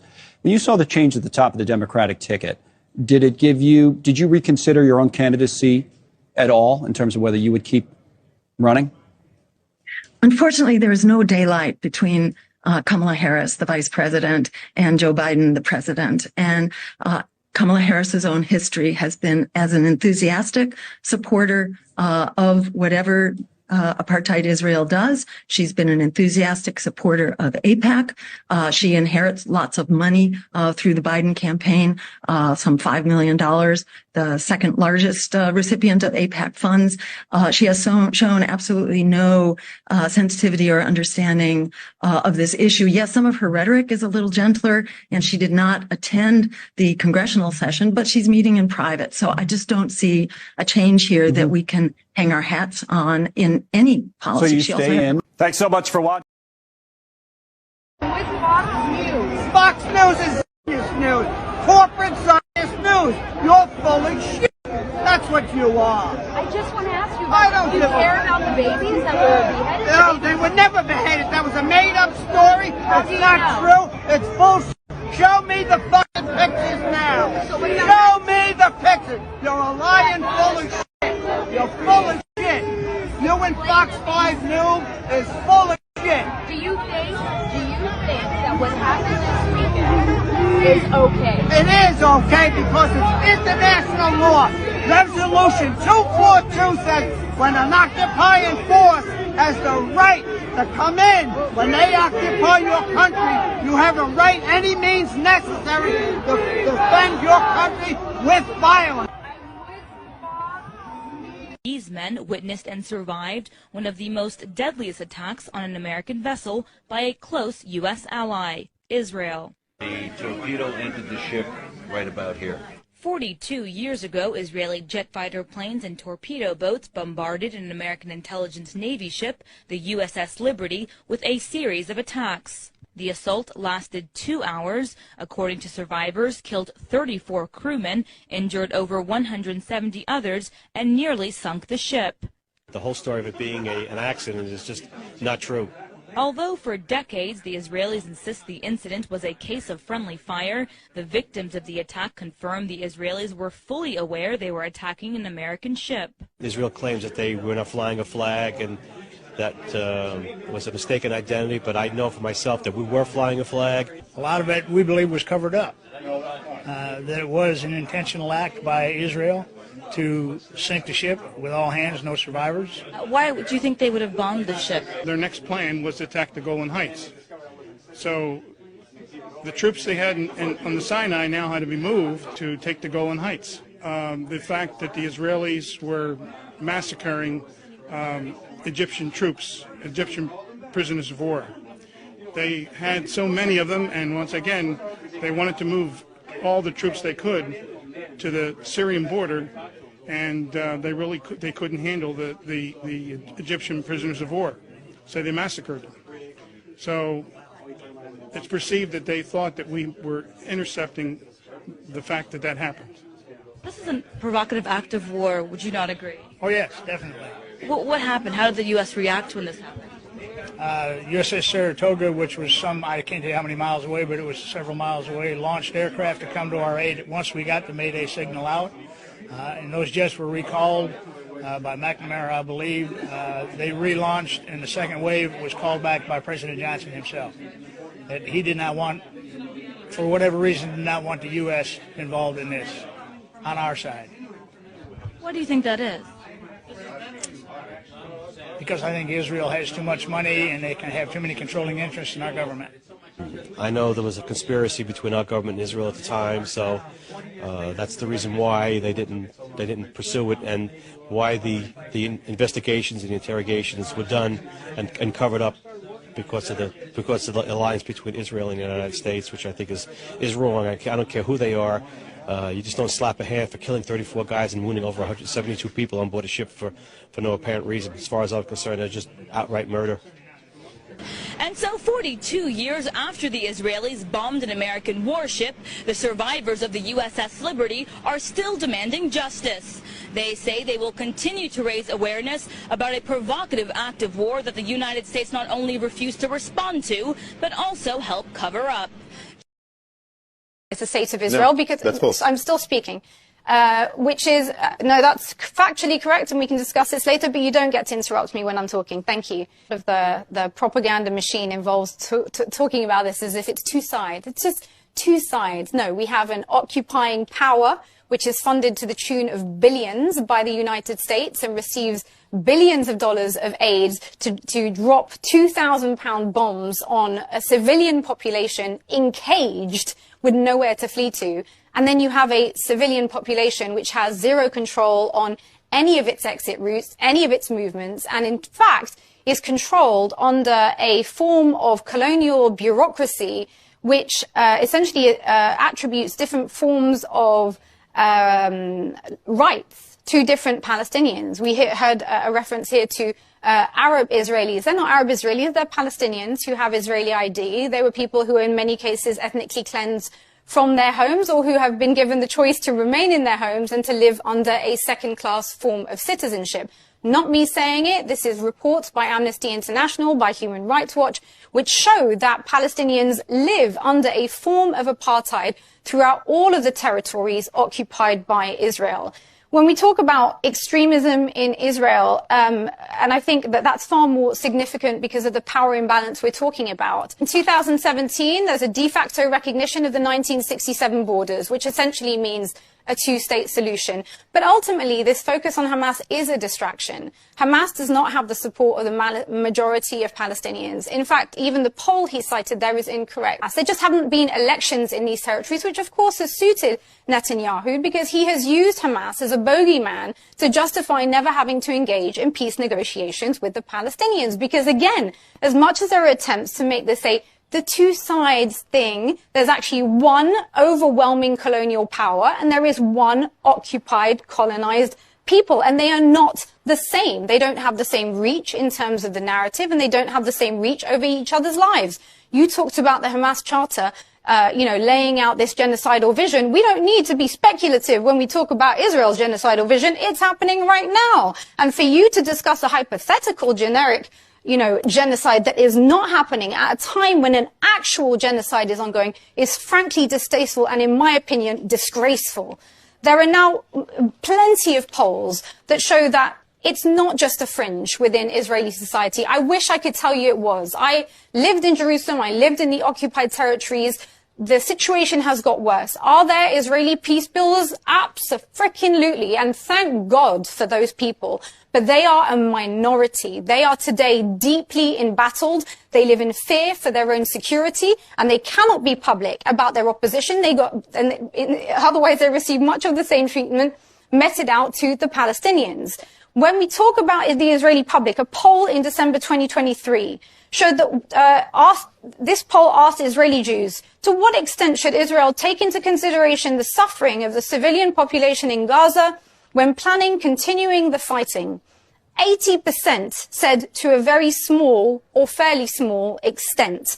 There is a massive dehumanization of the Palestinian population by Israel, unfortunately, that has filtered deep down into Israeli society, which is why we found TikToks of regular Israelis making fun of mothers losing their children. It's why we see pseudo-rap tracks trying to eulogize what Israel is doing in Gaza, which by all intents and purposes is horrific. It is objectively horrific. And so this idea that it's just a minority of Israelis who are caught up in an extremist narrative, I'm afraid that's part of the spin. And don't be caught up in the spin that gets you focusing on Hamas when actually the majority of people who are being killed in Gaza today and who are being ethnically cleansed in the West Bank today are Palestinians. They are not Hamas supporters. They are Palestinians. Full stop. The war Israel is waging today is against Palestinians, and it always and has always been that's at stake here. And then you've got the Israeli army, which I like to refer to as one of the best trained, best equipped, best fed terrorist organizations in the world. And yes, they have generals and they have nice uniforms, but their entire purpose is terrorism. And just as one example, I'll give you one example. Almost exactly 4 years ago, as Israel began its attack on Gaza, September the 27th, 2008, at 11:25 in the morning. What I refer to as the most shameful day in the Jewish history. The most shameful day in the history of the Jewish people. Israel began carpet bombing Gaza, and on the first day of what was to be a 21-day attack, they dropped 100 tons of bombs. Okay, a 1-ton bomb will decimate an entire city block. Gaza is one of the most densely populated places in the world. 800,000 children live in Gaza. 11:25 is exactly the time when the morning school shift and the afternoon school shift change. So all the kids are in the streets. All the children are on the streets. That was the moment decided by the decision makers in Israel to begin the attack. This was the first day of a 21-day slaughter. My name is Bruce Robbins, and I teach at Columbia University. What I saw when I visited the encampment at Columbia was an extremely well-organized bunch of students who were doing absolutely everything in their power to display an image of peaceful demonstration and non-violence. They did not want to disturb things. They didn't want to break things. They didn't want to threaten or intimidate anybody. I'm not sure at their age that I would have been so under control as they were. People have had access to the visuals of the violence in Gaza via social media without any gatekeepers, without the editing interference of the New York Times and CNN and so on and so forth. The fact that the mainstream media have covered this so badly, I think, fuels the outrage, because it's a little bit like the fact that there's a Democratic president in office. This is clearly the expression of bipartisan policy, a long tradition of bipartisan agreement. We stand with Israel. Everybody seems to stand with Israel, except, the young people look at their social media feed and they realize that we shouldn't be standing with Israel in this way. The demonstrations that started at Columbia and the encampment seem to have inspired people around the country and around the world. It's really a kind of conflagration, and it's very exciting for me because I care very much about the situation of people in Gaza and in Palestine in general.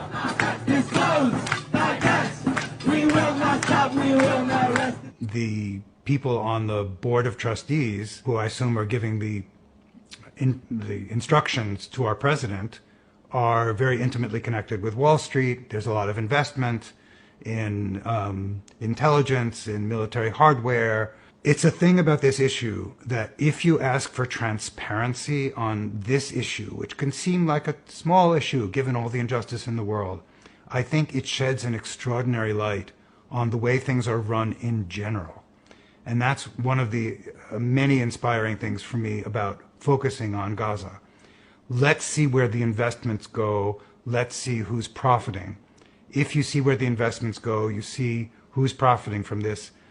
An awful lot of other things about the system are going to become clear. And in that sense, I think it has the potential to go quite far.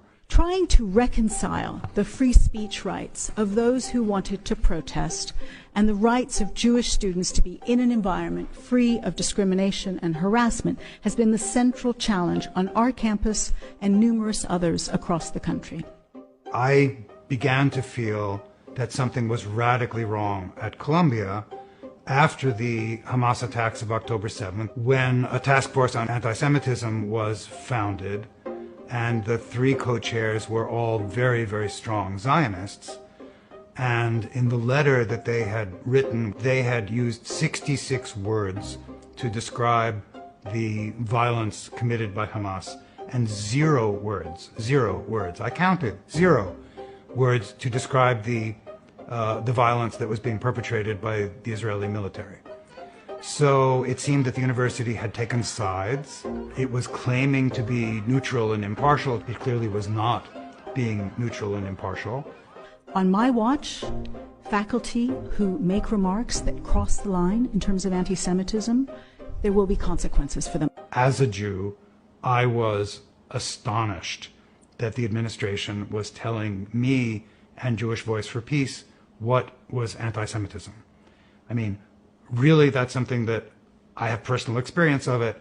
I can talk about anti-Semitism a lot better than the president of my university can. Clearly something was wrong, and there were lots of evidence of Islamophobia on the Columbia campus, which was at least as real as any anti-Semitism that the Jewish students on campus were complaining about, and the university was not interested in protecting students from Islamophobia. There was no balance, there was no impartiality.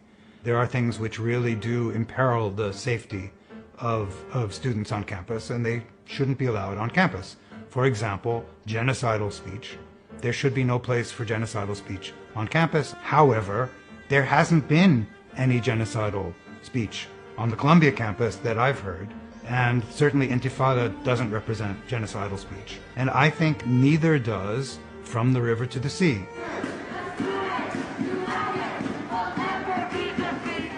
I look at the violence in Gaza, the violence perpetrated by the Israeli military, the violence supported by the American government, and I think this should not be happening. And people all around the country seem to have decided that, young people in particular, but not just young people, and now around the world. אנחנו באים לעזה, אנחנו באים ללבנון, אנחנו נבוא לאיראן, אנחנו נבוא לכל מקום. תביאו בחשבון כמה אנחנו הולכים להרוג מכם, וכמה אנחנו הולכים לבצע בכם על כל אחד מ-1,300 האנשים שרצחתם, שדדתם.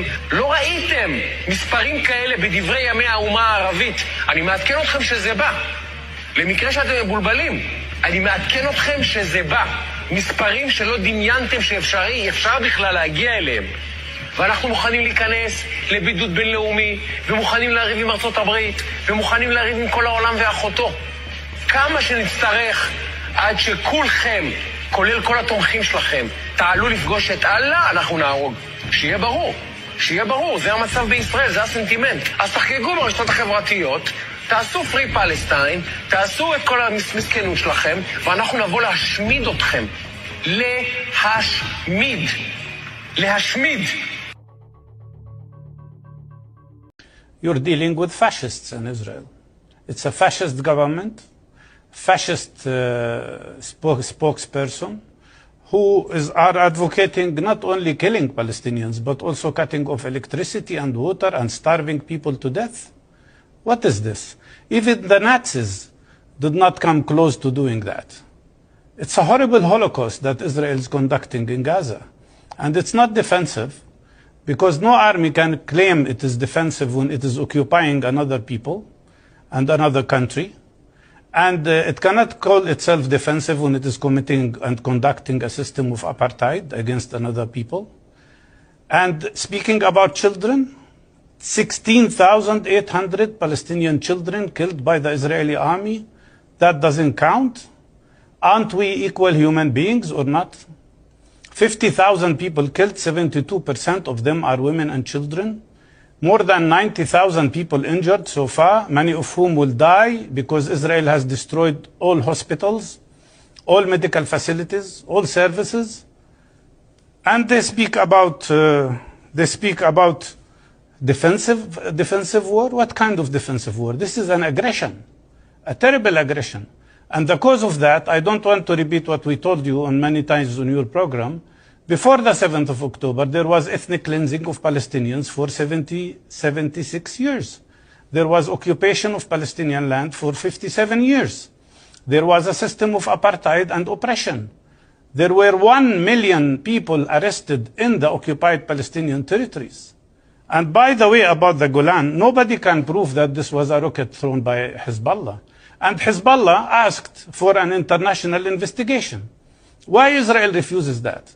Why Israel refuses to have an international investigation of what happened in the Golan Heights? And the Golan Heights are occupied Syrian territories. And the citizens there are Syrian citizens, not Israeli citizens. They are occupied by force. And they don't want to be Israeli citizens. They're very clear about that. And at the end of the day, let them allow an international investigation committee to check what's going on.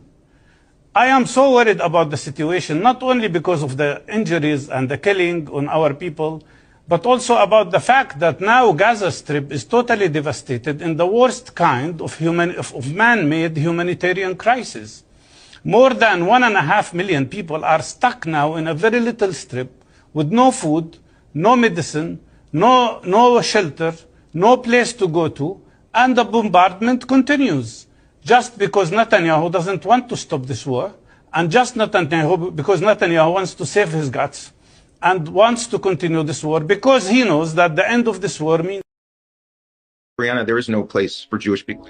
And I would just ask that you open your heart. Yeah. But let me just finish. Oh, okay. I'm sorry. I thought you were ask finished. you to open Please. your heart to what it's like to not look like someone who maybe needs some help. But let me tell you, speaking for millions of Jewish people around the world right now, I think it's really offensive that progressives have totally forgotten history and what the misery of being Jewish has been for generations and generations and generations for reasons that I do not really understand, but is real. So please, don't let that progressive love stop at my door. Well, okay. I'll help you understand. For one, Representative Phillips, it strikes me as a little ironic that you're going to say to me in my face as a Black American who doesn't have the option of someone that the United Nations and the international community having intervened on my behalf to create an entire country for my people who have zero options of some place to flee, who have been living on this podcast about how disgusted I was to discover that Otto Frank and Frank's application was turned away and how close they came to be able to immigrate to America. I'm disgusted by it. But the question is, why should the actions of an anti-Semitic America and an anti-Semitic Europe be paid for by the people of Palestine who had absolutely nothing to do with the horrors of Holocaust?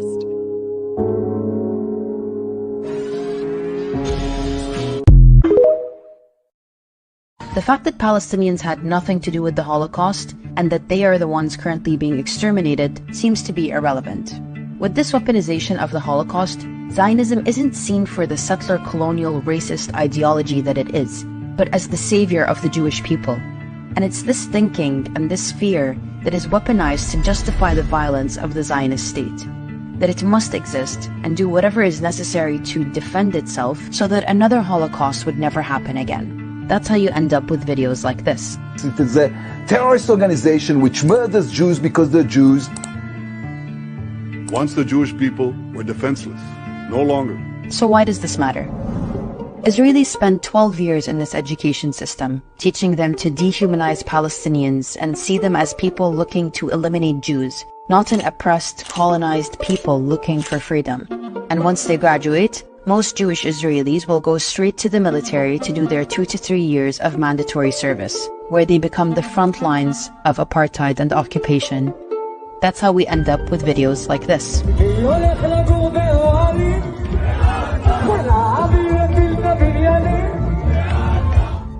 So why do all this? Well, Israel can only exist as a Jewish state if it manages demographics to maintain a Jewish majority. And it does so by displacing, imprisoning, and murdering Palestinians routinely. But I said, look, I'm a Christian, I support Israel, obviously. Look, I'm a Christian, I support Israel, obviously. You and your fucking Jesus could kiss my ass, okay? Go away. Screw you. Obviously. Don't make your voice. Go, go. Go, go, go, go, go, go. Look, I'm a Christian, I support Israel, obviously. 2 ultra-Orthodox members of Prime Minister Netanyahu's coalition have introduced a bill that would punish believers for sharing the gospel of Jesus with prison time. Obviously. There is such a concept in Jewish law as any population, and under very, very specific circumstances, according to various rabbinic opinions, it would be seemingly permissible to kill children. The baby head and cut his head. How many Palestinians have you killed? I told you, 13. How long were you in Gaza? 82 days. Listen, you suck your motherfucker. Now listen me carefully, okay? Go ahead. Yeah, go ahead. Okay?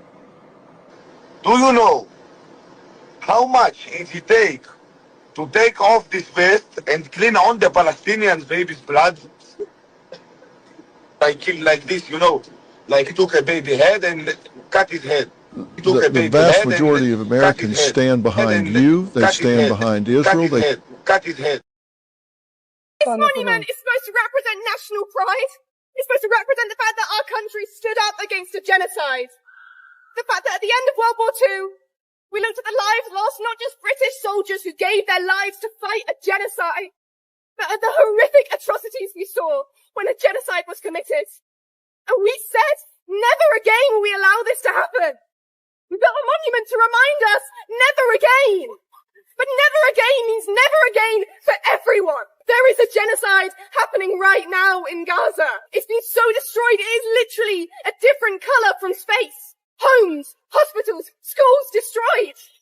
It's never again happening again right in front of our eyes. And not only is our country not fighting back against it, we're deeply complicit in it. It is UK-made weapons that are being used to bomb the schools, to kill babies. Our government is allowing this. Our government is driving this and has been from the start. It's disgraceful. This action is not meant out of disrespect. It is a message to our government, to Labour, that they need to remember what this stands for. They need to act with even the tiniest bit of moral background. Because right now they are disgracing the people who gave their lives to fight a genocide. They're disgracing the people of this country, and they do not represent us. The people of this country stand against the genocide, and we demand a two-way arms embargo on Israel now.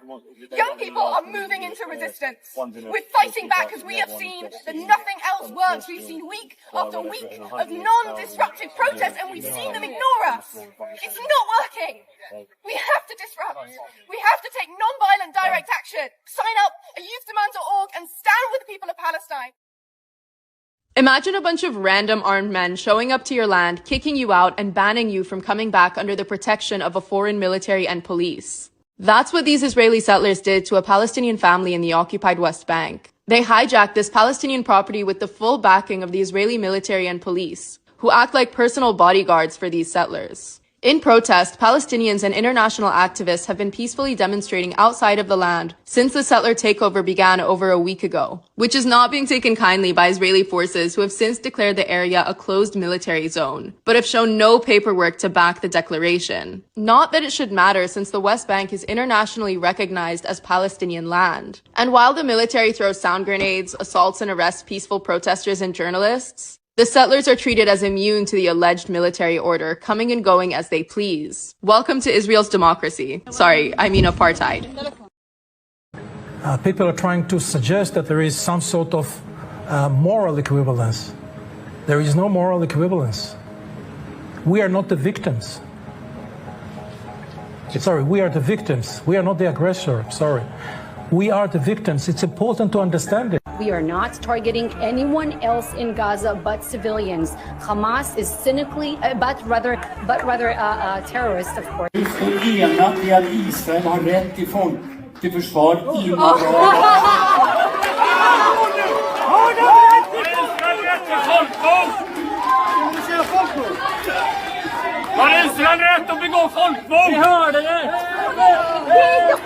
I'd like to use the rest of my time to say how appalled I am that people are bringing up the Holocaust. Do not use other genocides to describe this one. I have been... When the Israelis jail 9 soldiers for raping Palestinian prisoners, and then Israeli citizens rise up and say that the Talmud interpretation of a Jewish law says it's not a crime to rape non-Jews and that these men should be freed. Not only that, then they sent hundreds of people to the Palestinian prisons demanding to be allowed in so they can rape the Palestinian prisoners because they're permitted to under Jewish law.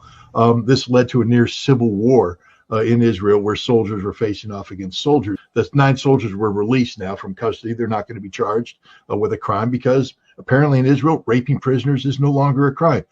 That's just one thing. They're blowing up. They blew up a school today with students in it. The school burned. The students were inside the school burning to death. The parents were outside listening as their children screamed as they were burned to death. Israel has become literally the worst incarnation of what we could imagine Nazi Germany was like back in the day.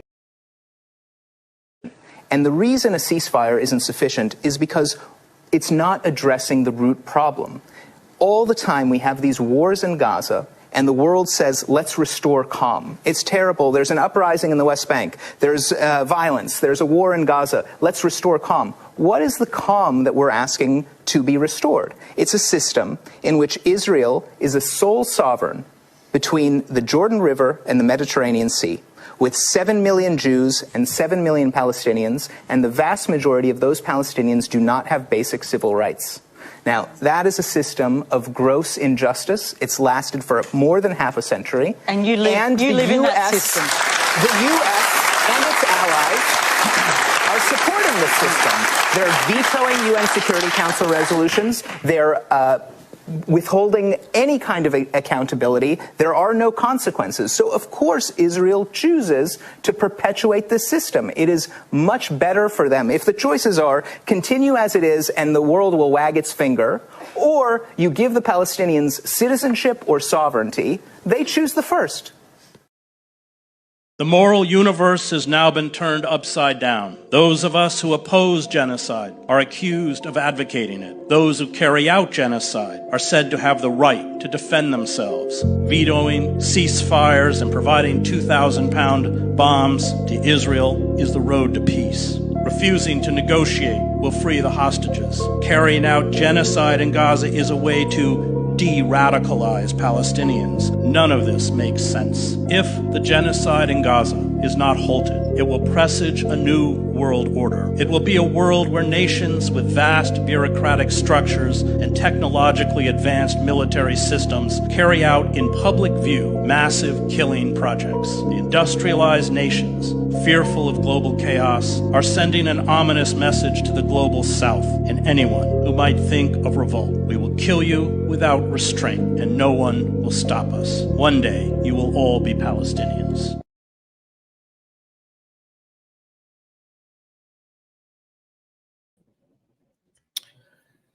Thank you for watching all that. Thank you for listening to me. I had to unpack all that. Now, there's a reason why I want to show. Usually, or lately, I've been showing a clip from another account to get the word out. A few days ago, my account was like, I got a warning that they were gonna delete me and delete all the content and work I've done.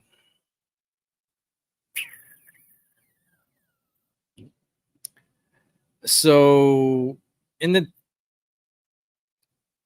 off chance that might happen, because the platforms I'm on are run by corporations and ownership that's aligned with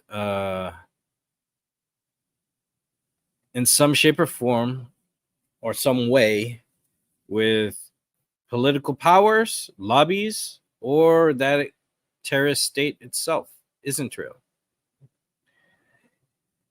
or are paid to do so. Either way, I am shadow banned, and I've been restricted.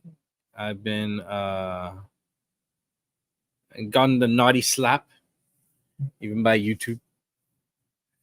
And I'm doing nothing different than what other people are doing as far as just saying the truth. Now, like I said earlier on, I am deeply, passionately, with the grace of God, trying to give you a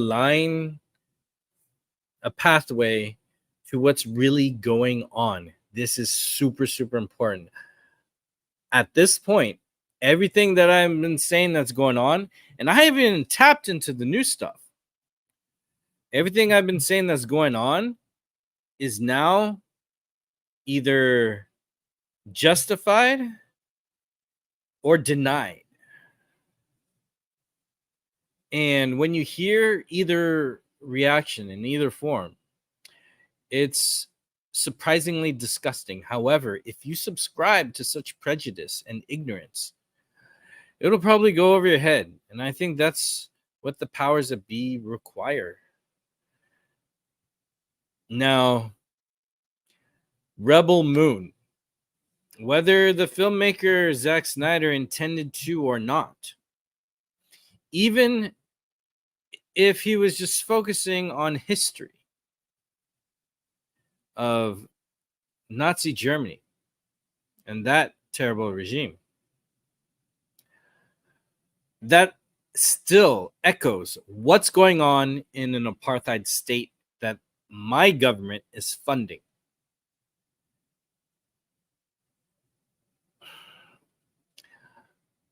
I am peacefully trying to be a lifeline for you to the truth, not you, the American citizen, and anyone else who has a voice wherever you are in the world, to do what you can to stop this peacefully.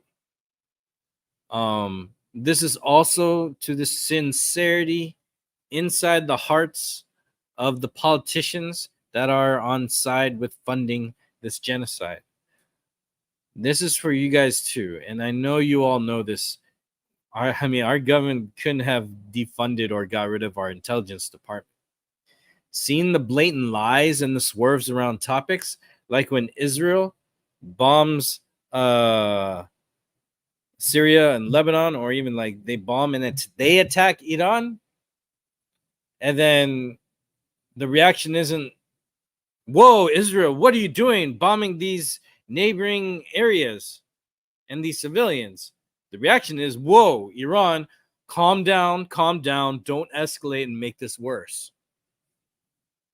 It's like the terrorist state of Israel is like this buddy connected to the hip with American politicians, where they'll go and push and like stab a neighbor. That's weird. I never seen that pop up. They'll go and stab a neighbor, and then America will get in the way and say, "Whoa, don't get violent. You're getting violent now, but I've just been stabbed by your buddy Israel. You calm down. Don't let this escalate any further. As if it's the person who got stabbed, as it's their fault.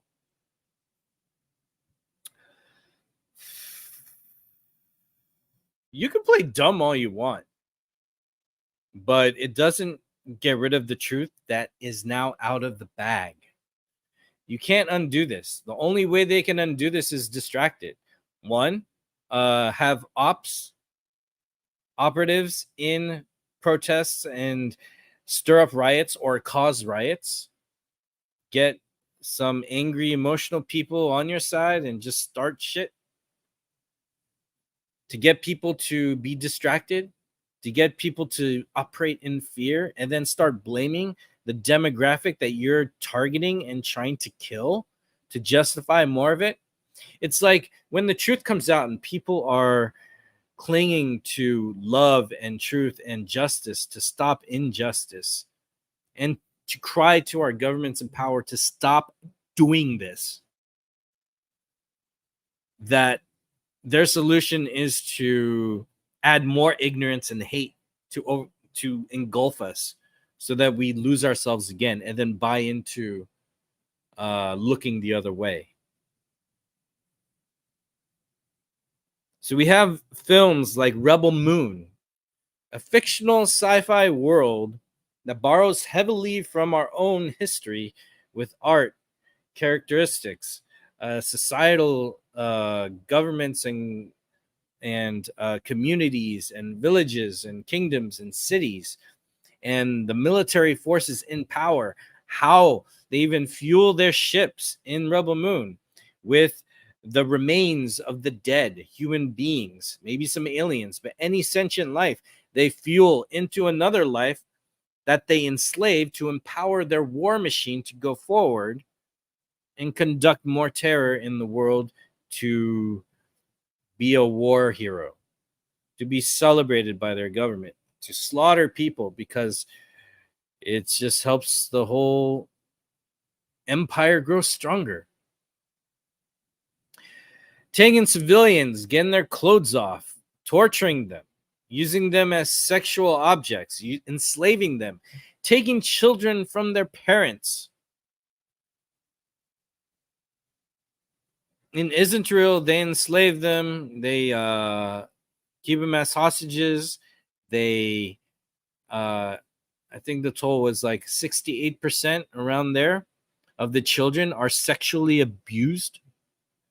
If you die in one of these concentration camps called prisons, which now it's legal to rape prisoners, if you die in there, they freeze your body and release it after the sentence is up.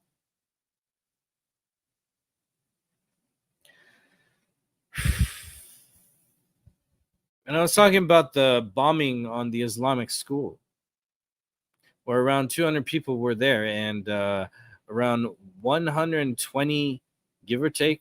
I'm going to check on the numbers. The numbers are getting fine-tuned. People's bodies are exploded in pieces, and they're in bags, grocery bags, for people to figure out who their loved one was. We saw bodies explode in Rebel Moon. People are like, whoa, that's crazy. It is crazy. But I don't think you realize how that happens daily. It happened yesterday. It happened yesterday. A day after Joe Biden says $3 billion in weapons to Israel. They waste no time. They say, well, a terrorist leader might be there, so let's kill them. Kill the area. There's no negotiations for hostage exchanges. The 5-part plan hostage exchange that Hamas came up with has been rejected by Israel. And that plan has been copy-pasted by this administration in power at the moment and advertised to the people as Biden's idea or as Israel's idea. They change, it's a lie. So, they get to edit the lie however they want. It still doesn't make it true. They're just trying to get credit. It's heartbreaking.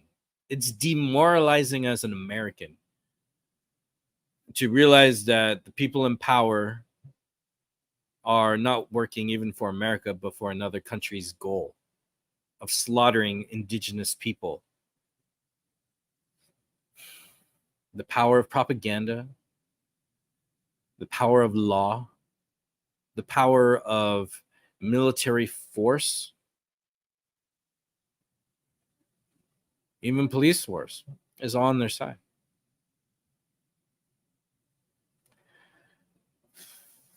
So you see the setting of Rebel Moon and the villains and what the people have to go through to resist and build tunnels as a defense against tanks, to arm themselves against a government force that doesn't even care if they're alive or dead, just that they get what they want. And if they kill you, they benefit off of you, because when they kill you in the land you are, they get more gas and oil. There's precious gas in Gaza. There's oil coming out of Israel. That is Palestine. They took that. They profit off of that. Israel has a huge export of diamonds that come from the Congo.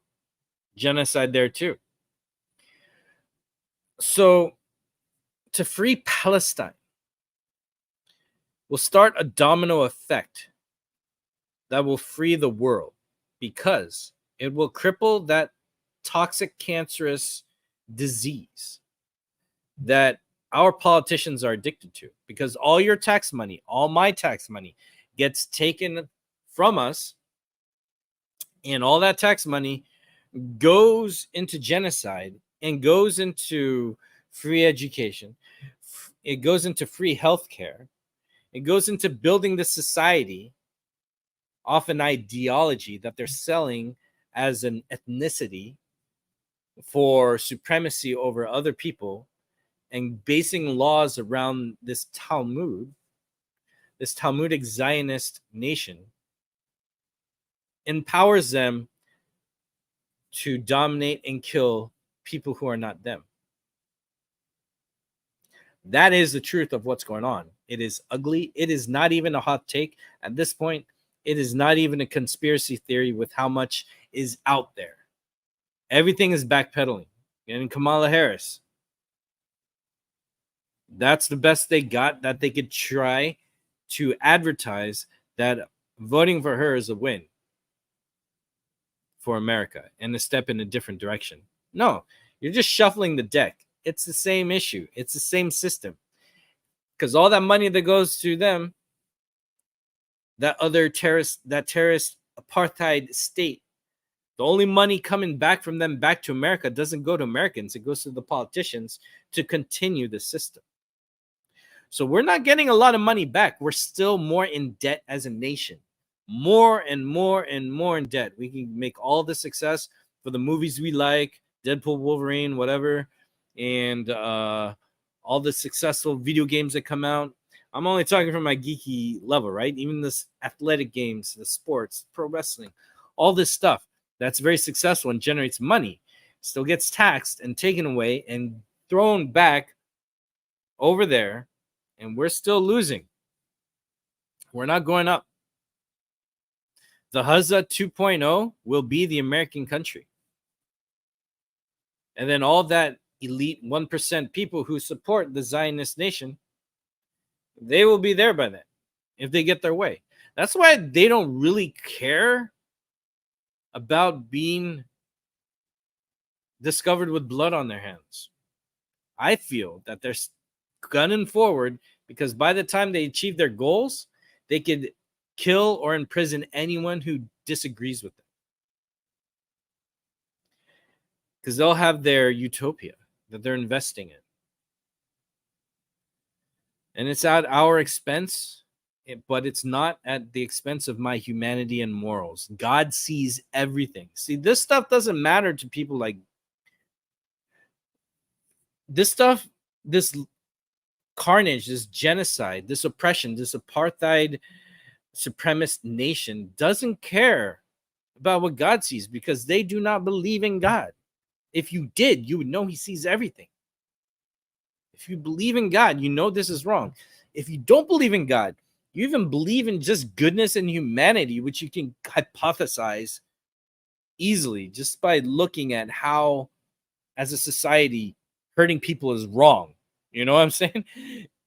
Like, any way you look at it, the only way to be okay with this is just to agree with raping children, raping men and women in prison, capturing land, killing innocent men, women, and children, and giving people rights and denying other people rights. And no matter what crime is done by any individual, you are also okay with collective punishment of killing, hurting, and torturing and murdering people of that demographic, fill in the blank. You're okay with that if you do not agree in freedom for everybody, because that's what it comes down to. I'm at this point where if you are for the Zionist lobby, you are not American. You're a traitor. And I pray that you just become a good human being and do not support this worse than Nazi Germany called the Zionist state of Israel.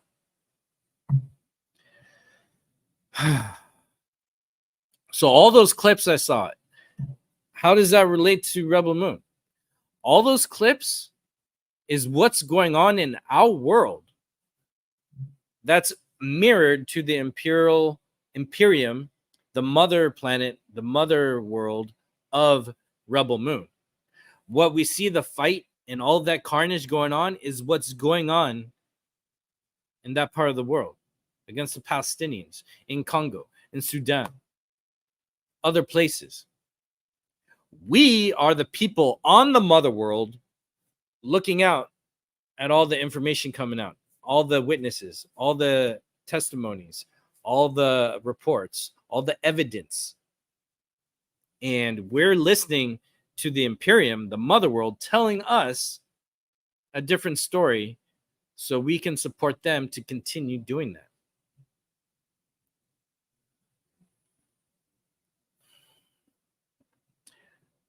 It breaks my heart. And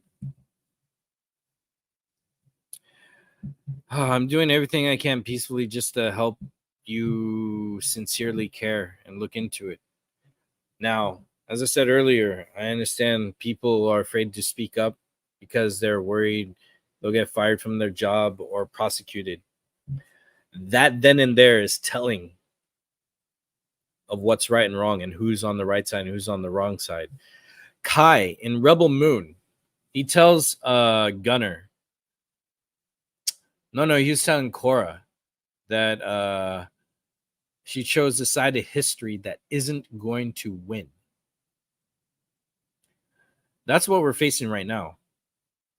The pro-Zionist people, I bet they believe from their actions and what they say, they are on the side that believes that they'll win and will win with all the money that they could throw at politicians and Meta, Google, Disneyland, Disney, Hollywood, that they control the majority of the big studios there. And those studios include news outlets and the politicians and the influencers they throw money at. I guess money can buy sin to be justified, huh? And we see these in sci-fi stories. But recently, Rebel Moon.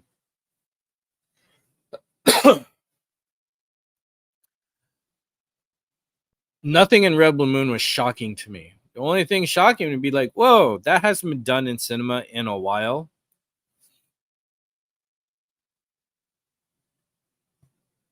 Everything else is not far-fetched. And if you say that's all just based off of history, then you're behind on seeing history being repeated for 76 years.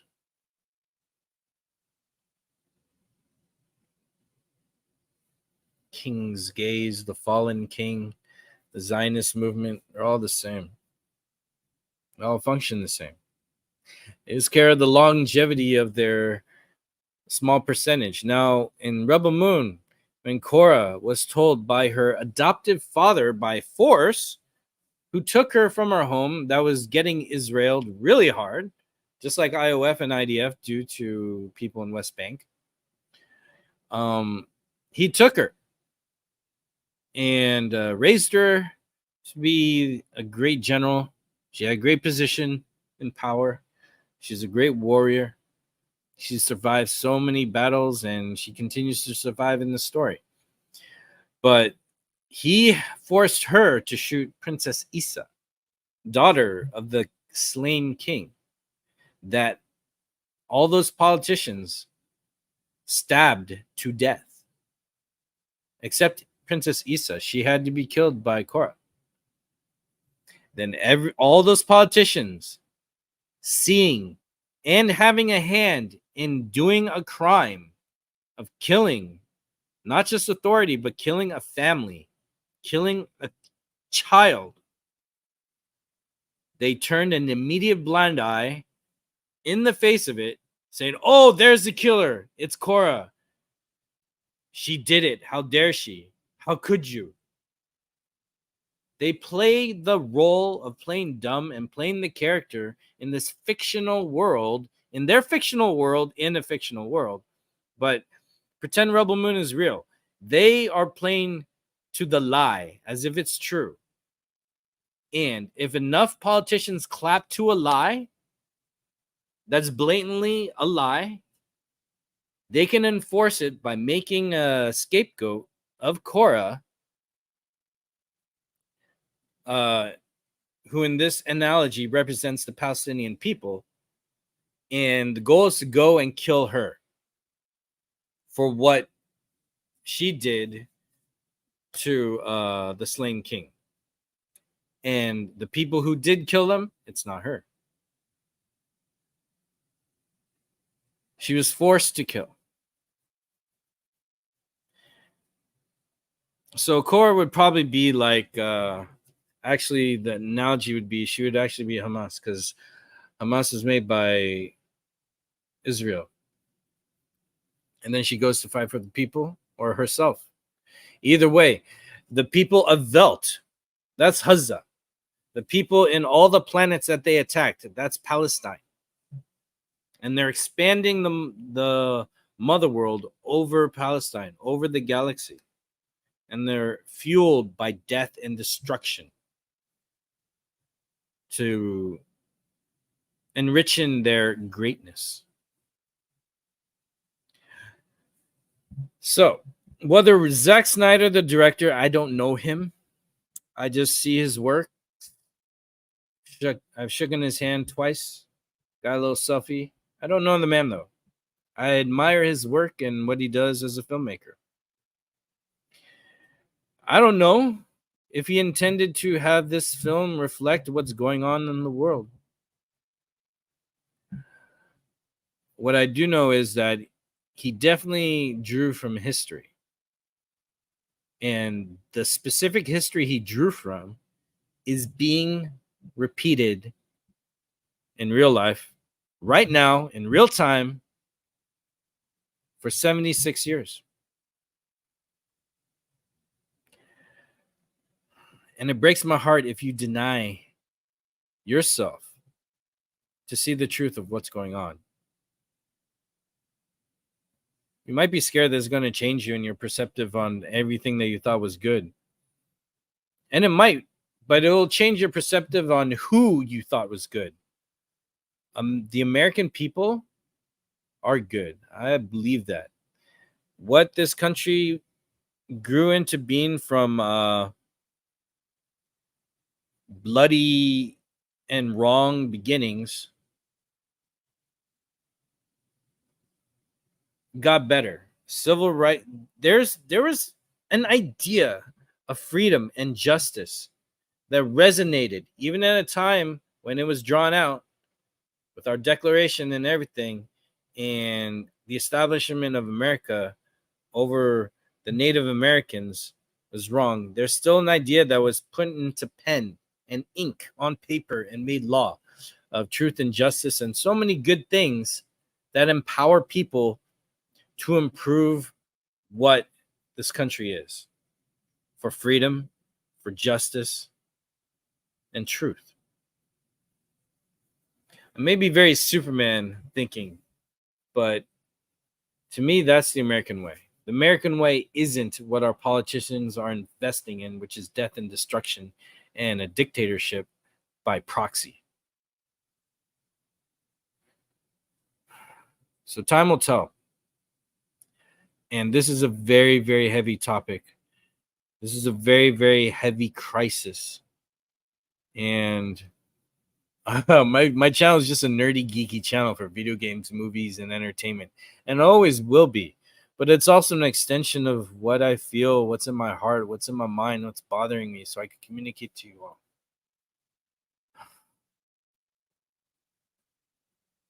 And just as I was moved by the need to get a director's cut of a movie out for moral reasons, artistic integrity, mental health, and all that. So you expect me, or do you expect me, after seeing what's really going on, that is mental health at risk? Not just artistic integrity, now journalistic integrity. And what's right is freedom for people. I mean, getting a movie, a piece of entertainment that's rich in art and individual expression out, that's something that will hurt nobody. But what I'm calling for free Palestine, with so many people, billions around the world, what I'm calling for is to not hurt anybody. Genocide is wrong, and genocide is what's going on. And you may join the side with the politicians or in denial of it. It doesn't change the truth. When we die, God is going to ask you what you were doing at this time. He knows. I think if he does ask you, he's giving you that chance to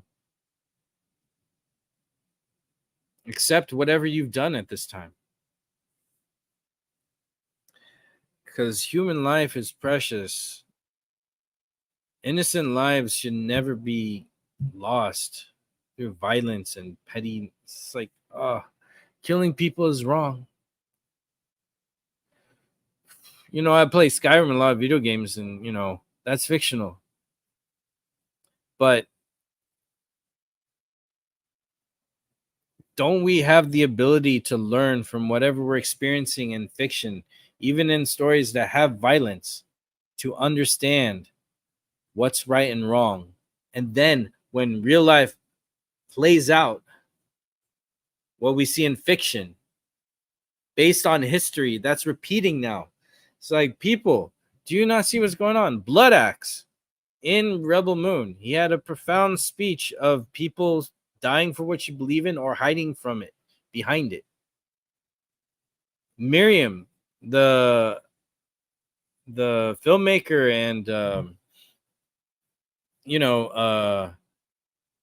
she's talking of Israel, because I'm still speaking, which is no, that's factually correct, and we can discuss this later. But you don't get to interrupt me when I'm talking. Thank you. Of the propaganda machine involves talking about this as if it's two sides. It's just two sides. No. Journalist, filmmaker, and writer. So Miriam, her speech right there and many in the clips that I showed, is it's Super Saiyan Blood Axe speech to the max. Because the Blood Axe speech, I see in the story how important it is. But watching the movie and seeing the perfect or a perfect, close to perfect depiction of what you have to do when you stand up against such a powerful force, when it's happening in the world, you side with the innocent people being targeted and killed, or you're siding with the people killing them. That's what it's come down to. So a lot of smart people are hired to be in politics to help advertise the lie as a truth to get you to side with them. It does take a lot of intelligence to probably do your best to sell a lie to have people buy it. I imagine you have to be really, really smart to be like that. But to understand what's right and wrong doesn't really require intelligence. It requires experience, compassion, and an understanding of good and evil, right and wrong.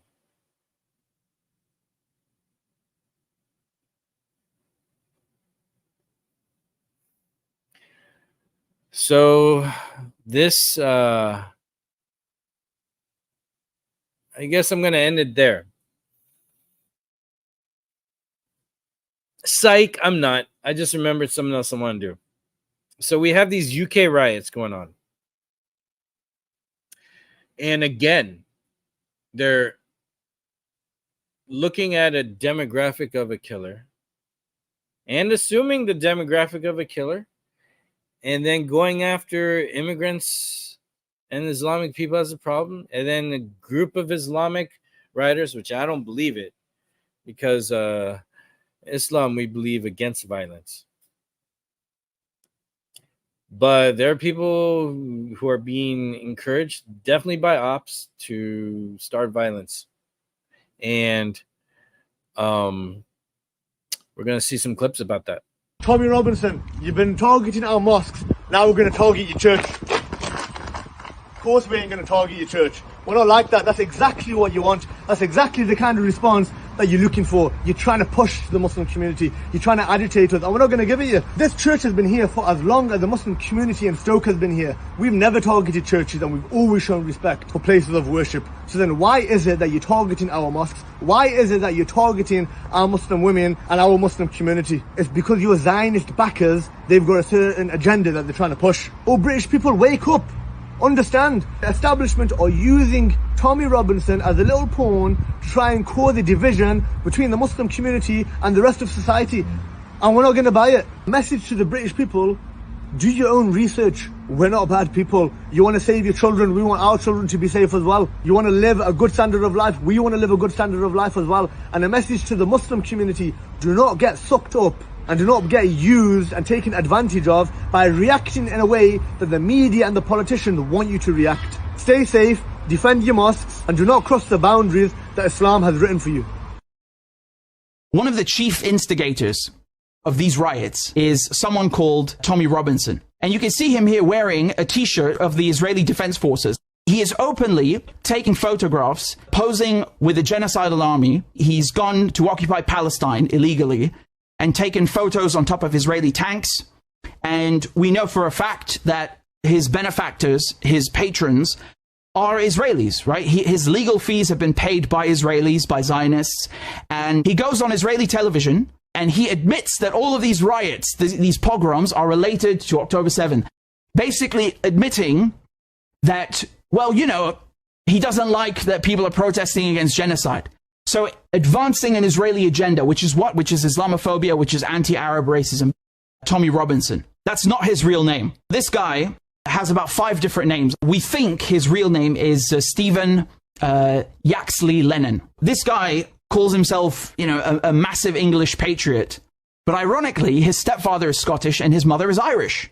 So, you know, when you have someone like that calling other people less English, and changing his name to something more English, from Yaxley Lennon to Robinson, He fled the United Kingdom just a few days ago. How can someone call themselves an English patriot and they have such disregard and contempt for the law? Again, you want to talk about illegal immigrants? This guy literally entered the United States with a fake passport. I mean, the hypocrisy is rank. No one is more illegal than American troops on foreign soil. No one is more illegal than British spy planes buzzing over Gaza or French troops occupying Africa. Okay? Those people you're calling immigrants are refugees. They're running away from our mess. We bombed their homes. We killed their friends. We killed their families. We left them jobless. We destroyed their economies. We destroyed them with sanctions. We looted and robbed their resources for centuries. Thieving to the point they can't recover and stand up on their own 2 feet. We kept drilling this into their heads, how the white man is so much better. And now that they want to come over and take a look and see where their money went, you put up a wall? If only there was a wall to stop your thieving ass 300 years ago. If only. You know, the same people whining about migrants, they want Arabs to tolerate Israeli invaders. These are people with weapons, with tanks, with nuclear bombs. And they encourage British Jews or European Jews to leave the country because they're so anti-Semitic. They want them to just leave the country and go to Palestine and emigrate on top of somebody else's land. And give them bombs too. Christ, I mean, double standard is really, is really an understatement. You want to stop people from exercising their right under international law to seek asylum? Fine, but don't turn around then and lecture the world about human rights the next morning, all right?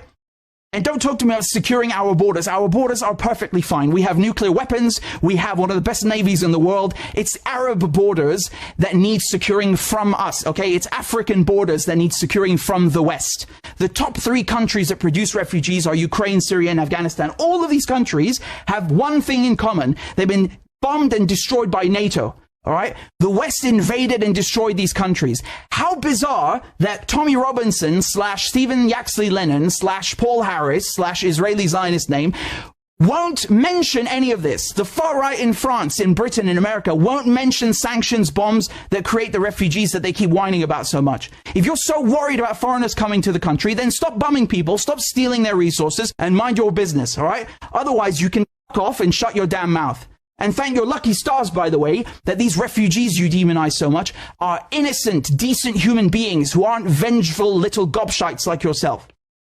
Demonetize my channel because I'm not allowed to say naughty things about Israel. Telling the truth is forbidden. So if you are able to donate a few dollars on PayPal or on a monthly basis on Patreon, please consider doing it because it would really help me continue my journalism and support independent media. So I'd be very grateful. And the links are in the description and also in the chat. Thank you guys very much again for all your donations and all your kind comments. I appreciate it very much.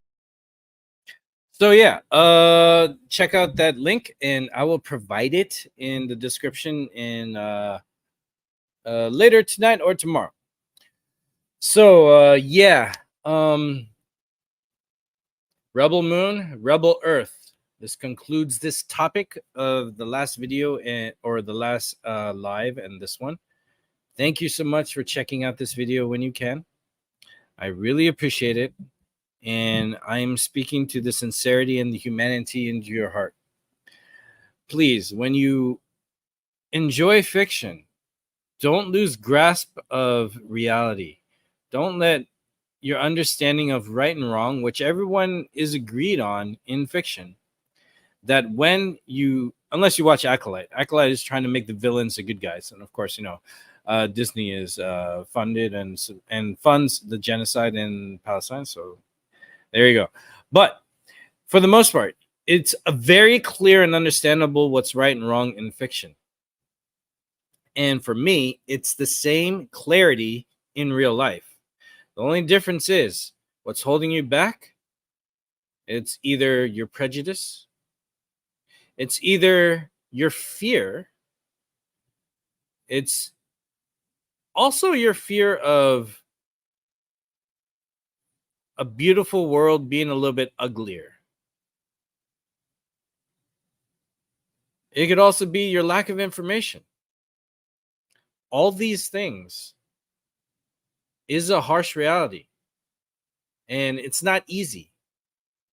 Every day I wake up and I see a news report and I see evidence from witnesses and victims, journalists, and even the killers themselves who share the stuff in a mocking fashion is all exposed in 300 plus days. You cannot reverse this stuff unless you make it law to reverse and hide all this. I know America wasn't founded with good intentions for the indigenous people here. We should stop doing that. They've lost so much, and thank God they're still around with what little they have, and they're still getting bullied politically and by the law and with little support. There's so much wrong going on that we could stop doing and stop continuing wrong in this world, in our country, with our neighbors. Please. It is wrong to kill. It is wrong to steal. It is wrong to bear false witness of your neighbor. It's wrong to kill children. It's wrong to kill innocent men and women. It's wrong to lie about it. It's wrong to deny people equal rights. And it's wrong to fund genocide. Enough of the world has woken up. And it's not enough to stop the people in power. So on top of my Free Palestine message, the deeper message for me, Free Palestine will free America. My message is to all the politicians as well who've accepted the lobbyist bribes to sell out our country, to do the right thing. Don't do that. Just stop supporting this government. Whatever they promised you, with oil, gas, guns, dollars, and power, success, we could thrive in more peaceful ways. I don't know if I could promise you as quick as money generates in arms deals, but I could promise you, if we are in a world where there's investment in people and not governments that slaughter people, we all will be in a better place.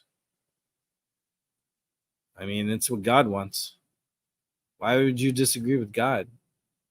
Love thy neighbor. Be a good person. Take care of one another. That's what we need to get back to. And really standing up for truth will do that. Justice and freedom for everybody. That will do that. What's going on to the Palestinian people is unjust. Whatever crimes a resistance group will do doesn't merit killing people who didn't do anything other than be in the land that you want. So, this is August 10th, 10:01 p.m. Pacific Standard Time. And if I'm not canceled, I will talk on this later, but I will also continue with other entertainment. I know this is heavy and like, oh, Kojay, this is hard. I mean, sometimes it is, but it's important. And if powerful art means anything, this should matter to you. So, I will bid you good night, and I wish you well. Much love to you and your families. Treat yourself well. Treat others well. And Palestina Libre. I'll see you next time. I'll leave you with this clip, and God bless you. And I pray for us all. All I can say to former President Trump, to current President Biden, and to all of our fellow Americans is this: it would be the honor of my life to be called a Palestinian.